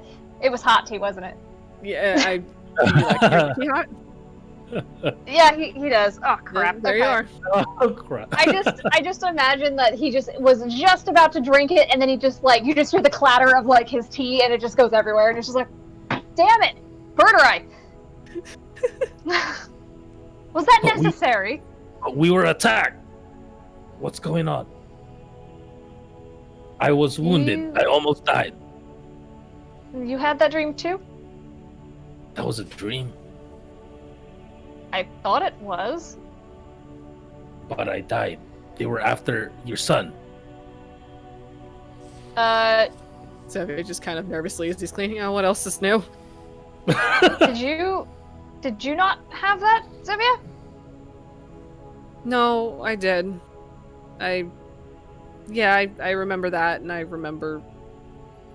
And he just turns around. And he's Yeah, by this time I would have kind of put myself off guard, lower my guard. Basically, that's my intention. I would say Birdurai and Greyson, roll me an insight. Xavier. Just real quick, Grayson's gonna cast Prestidigitation and clean his absolutely, clothing. of course. Excuse me, Yeah. Greyson. As Nope. As Xavier kind of looks to you, Birdurai, visibly you can see he's very tired. He just kind of looks to you. Do you want me to make you anything for breakfast? while I'm here. I almost died. Bread. As there is a fresh loaf of bread sitting on the counter. Yeah, I'll grab some of those. 2, 1 for me, 1 for Ro. All right. As you do, essentially 2 batards, basically. One of them having like a little poppy seed sprinkled on top. Yes, perfect. So as you said, seed. Seed. But yeah, I'll. By the way, my insight is 9. 9. Okay, that poppy seed looks so good, man. Yep. Grayson got a 15. 15.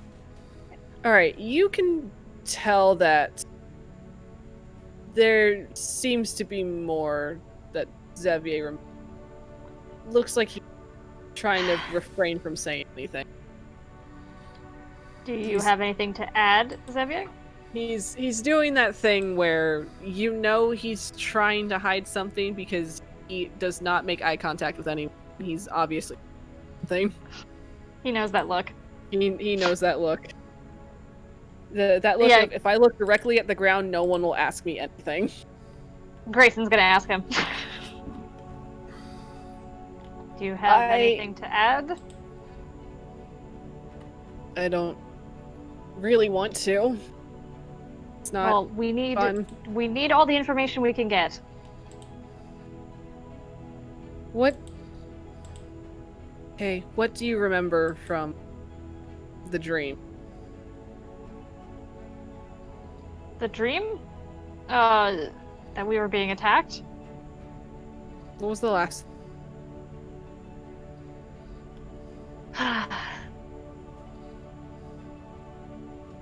The last thing I remember was...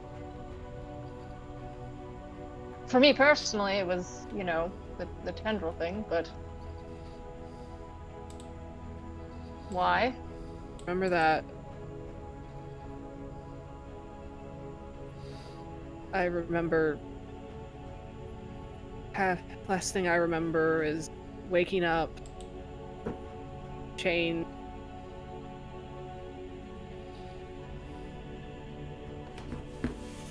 died. I have no idea what you said. You cut out really bad. The thing that Janva saw. The thing that Janva saw, essentially. Oh, okay. But he's basically saying it. I remember waking up, being held down by chains. I remember seeing everyone dead. I died.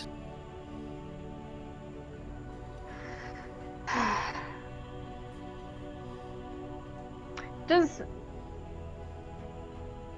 I guess he wouldn't.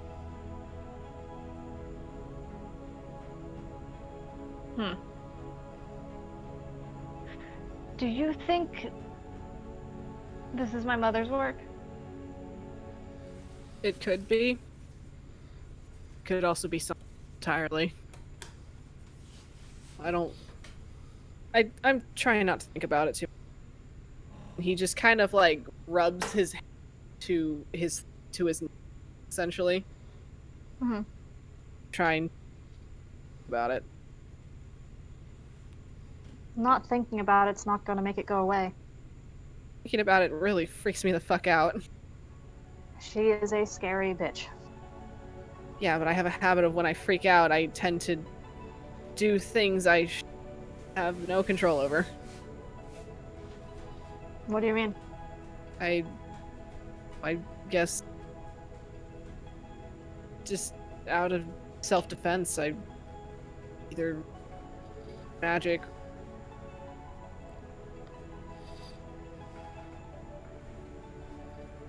I don't. I just panic and sometimes don't remember what I do. That's all. Don't worry about it? Question mark. While they're talking, I will immediately just jump up or like, wait, Ro might shoot someone accidentally. I need to leave. What? Oh God! Why would he shoot someone? I told him to be on guard. And then God. I'll immediately. I'm actually flying to go there as fast as I can. If you do, And he's Uh, watching Ophelia. yeah, Yeah, he's guarding Ophelia. Yeah, guard the you make Fifi. it up quickly. You make it back quickly enough. With that, Ophelia, you are still fast asleep in bed when Birdurai reappears. Ophelia still looks fast asleep. As you basically throw open the door, Ro like pulls his bow back to like ready to fire, but when he sees it's you, Birdurai, he just lowers it. I'll just tell him to stand down. Everything's safe, I guess. But For now. Ro kind of looks around skeptically, but he lowered. So, Ophelia, the last thing you remember being watching Birdurai fall, essentially to his death, and you remember seeing large red Abishai. You remember kind of feeling a sense of dread with it. You weren't frightened of it, but it was almost overwhelming. Remembering essentially the chaos that ensued, your friends fighting, getting wounded, watching as a woman that you had only known briefly cut into by this demon, this fiendish creature. Then darkness took you, and it was then you found yourself startling awake when you feel water splashed in your face. When you sit up,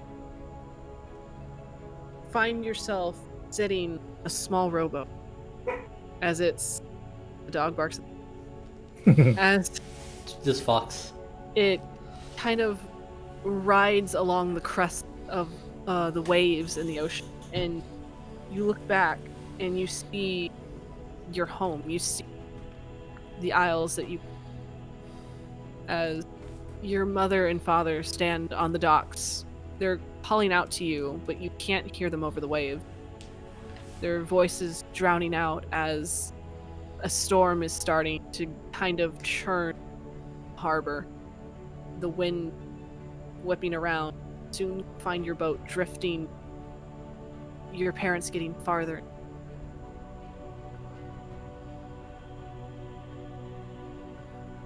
Drift, till your boat to a stop on the shore, and get out, walk. It only takes you a few feet to find yourself for this large well. This large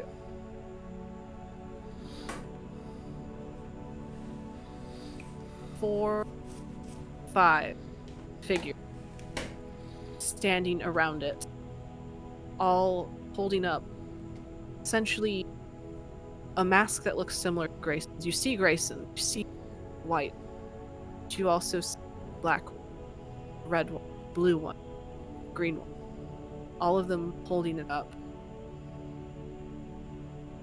When you see the red mask, your eyes kind of lingering on it, you can't help but notice that the person holding this mask is the same hand.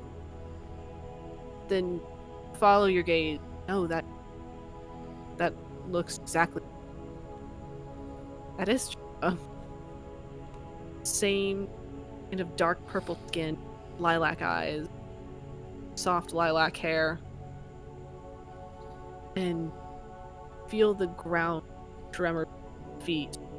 The earth starts to split as magma starts to kind of bubble forth.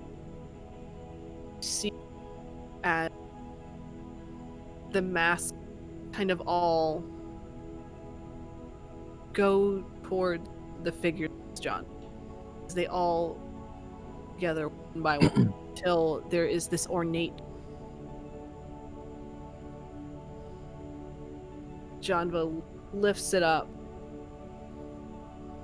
placing it on top of as you start to hear thunderous roar of dragon. It sounds like many of them all at once.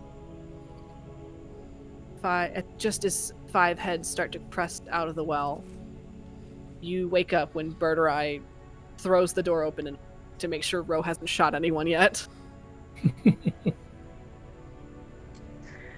Okay.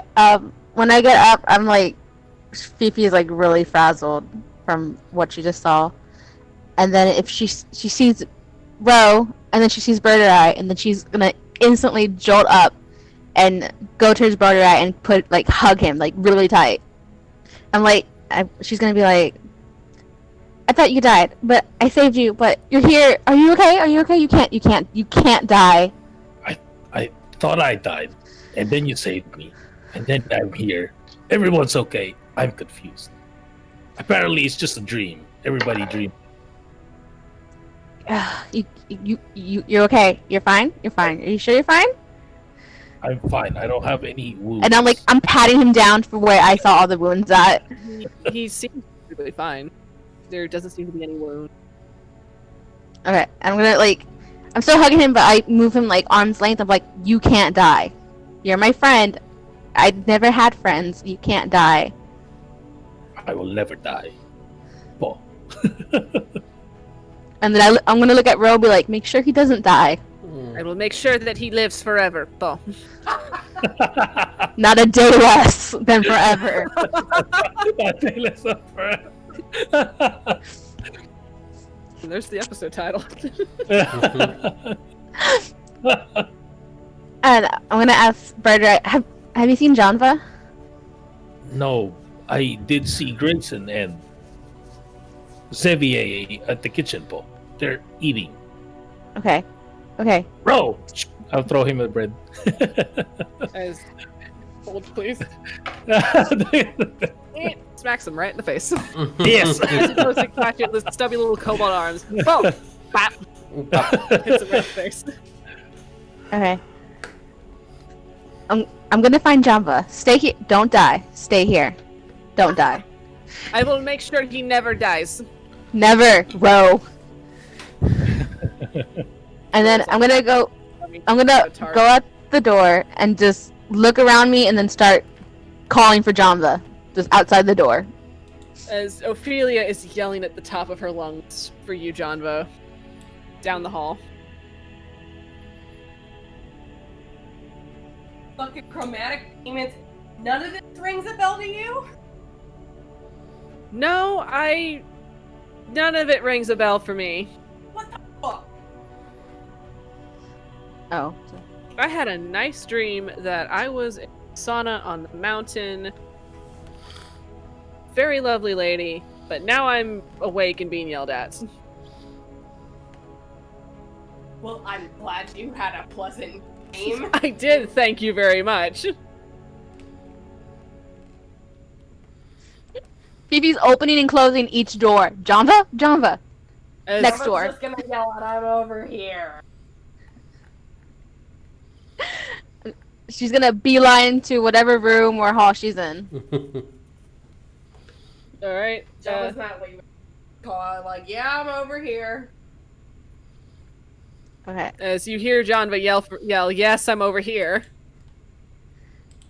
I'm gonna just go to wherever she's at and be like, I'm gonna go running start and give her a hug too.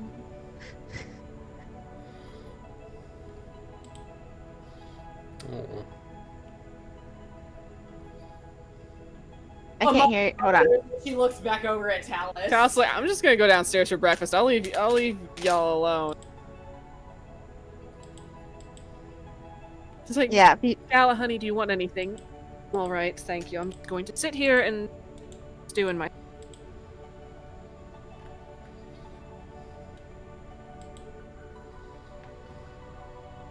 Phoebe is hugging Janva and she's slightly crying because she's overwhelmed. The Triton is practically koala'd onto you. Janva Tab, you keep cutting out. What was the last thing that you remember? I was at a well, and everyone wearing masks, and you were wearing a mask, and then the world opened up. So you saw the well too, but this sounds a lot different from what I saw. What did you say? Well, she'll go through to explain the fact how she apparently saw like almost everyone either dead or dying, and Xevier's predicament. How she saw like Tiamat rising up, and it's like, at the same time, yes, I did see the figure that you were talking about. I'm so very confused on that, though. So the figure was you, but it wasn't you. No. Okay, it can't be you. Just saying that it can't be you. I wouldn't do some crap like this. She's still hugging you, but she's like making your face look at her and be like, that can't be you. You're not that person. You're my friend. I don't have friends. I know that. Y'all are my Ophelia. friends. Janva will like return the hug, and it's like, Ophelia, I would never betray the group. I would never want or allow Tiamat to rise up. I would not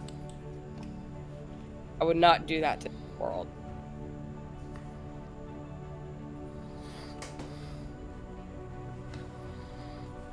Do what? Oh no, I can't hear you. Oh, no.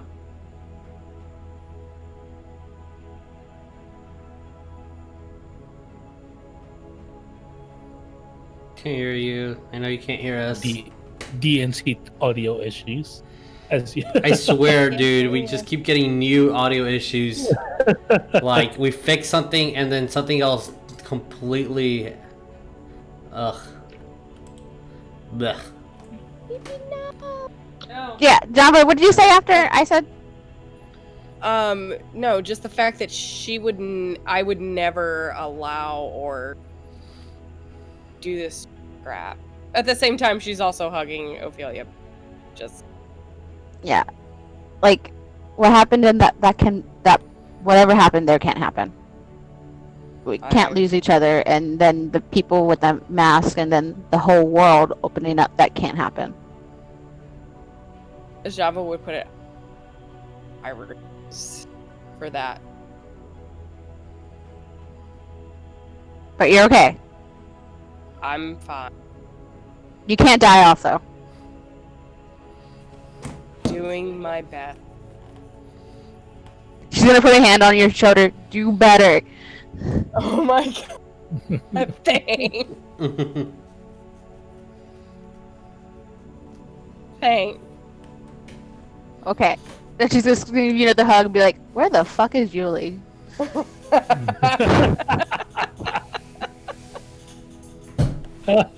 Down in the kitchen, Greyson, you see Yuliy enter through a side door, look around quietly, hello, as the guard drakes are running around outside, grab a few bread rolls, a couple of, probably an apple, and then a cup of coffee. Then he just departs back through the door he came. Just kind of giving you a silent kind of nod like, sup, and then he's gone. Oh, that poor man.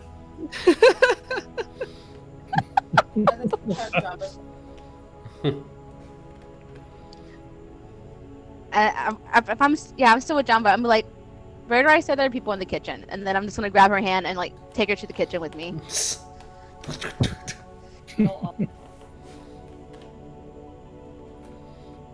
As Talus will get up, they essentially walk down with you three, with you two, and eventually everyone's convening into the kitchen.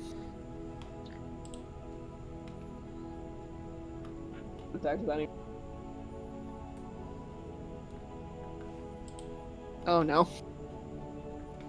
Is what he says when you approach him.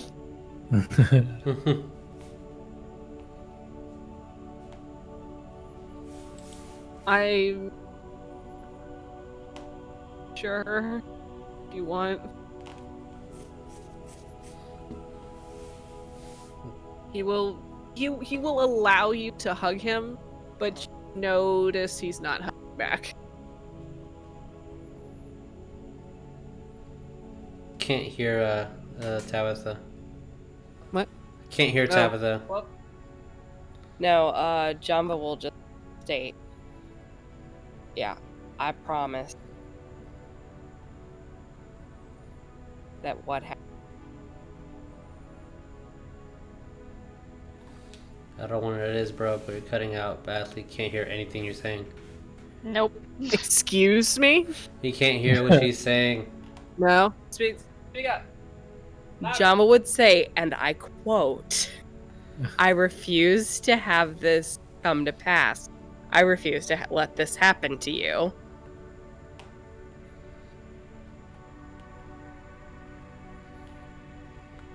Okay.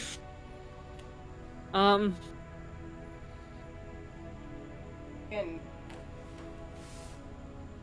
Does attack. He's just looking either like past you or at the ground. Like he's not going to look at you.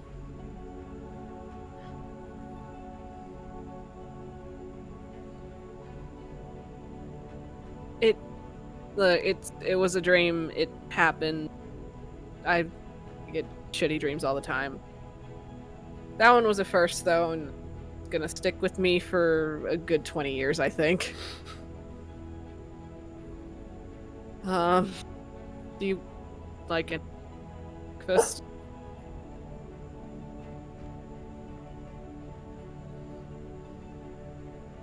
Okay. He'll just kind of awkwardly go to sit by Greyson. Talus kind of grabbing a mishmash of anything. It's like there's like bacon, sausage, eggs, cooked vegetables, potatoes kind of like cooked up like hash brown style, fresh breads. You hear the sound of the guard drakes braying outside, and just Talus just kind of like with three whole bread rolls in her hand as she's like shoving one in her mouth, and just kind of like kicks the back door open, just yelling, "Trepston, can you shut the fucking things up? You're ruining my morning." Swear to God, they're worse than dogs. And then he'll just go sit back down. Right, so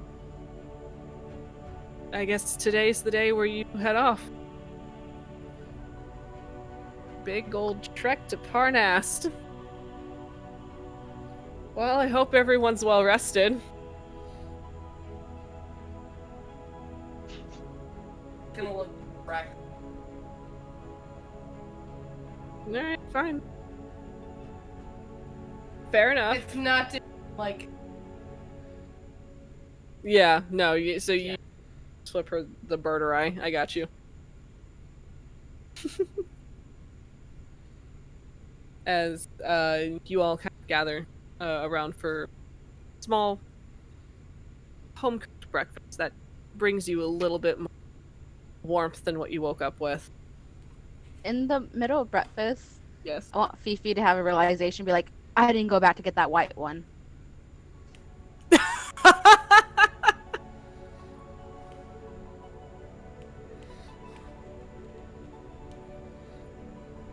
With that, we'll end it there as you're all enjoying breakfast in your own respectable areas. Yuliy in his own sleeping quarters that he had found for himself. Fox outside, I assume, with Spud, as Spud is kind of full-on crunching into a whole head of cabbage.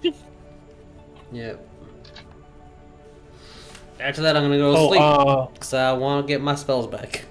All right, okay. As you're getting them spells back, I mean, technically everybody's well rested at this point. All right. I'm gonna You also. all had a full night rest. I'm gonna go outside. Yes. I don't know if Rose following me. Rose always But- following. Assume. I'm If Ro is just right behind me, then I'm just gonna stay on the ground and then look up to the sky. It's not 6 a.m. As I missed one 6 of the a.m. as one of the women, an elven woman walks by, kind of like dressed in purple robes. As she kind of looks at you funny. It's past 10 a.m., dear. I will immediately fly about 60 feet up and then and then down. A little frustrated. And now the morning has been brought to you by Birdurai. As you all sit and kind of recollect yourselves after that harrowing shared dream. Talus beginning to finalize your plans for leaving Parnas, as she will give you what she can, whether it be information, small amount of items. That we will leave it there and pick it up in 2 weeks. Yep. How's everyone doing? I'm confused. I'm stressed. I was about to be smacked with the laptop. I need you to do that. Don't worry, as soon as the stream closes, I'm sure that she'll hit you. Jeez. It's not Twitch allowed. I would like to please have 6 feet of separation. Thank you. Social distance. She's holding a dice bag, and I'm very afraid of that thing. That's like a sock full of quarters. Like. Anyway.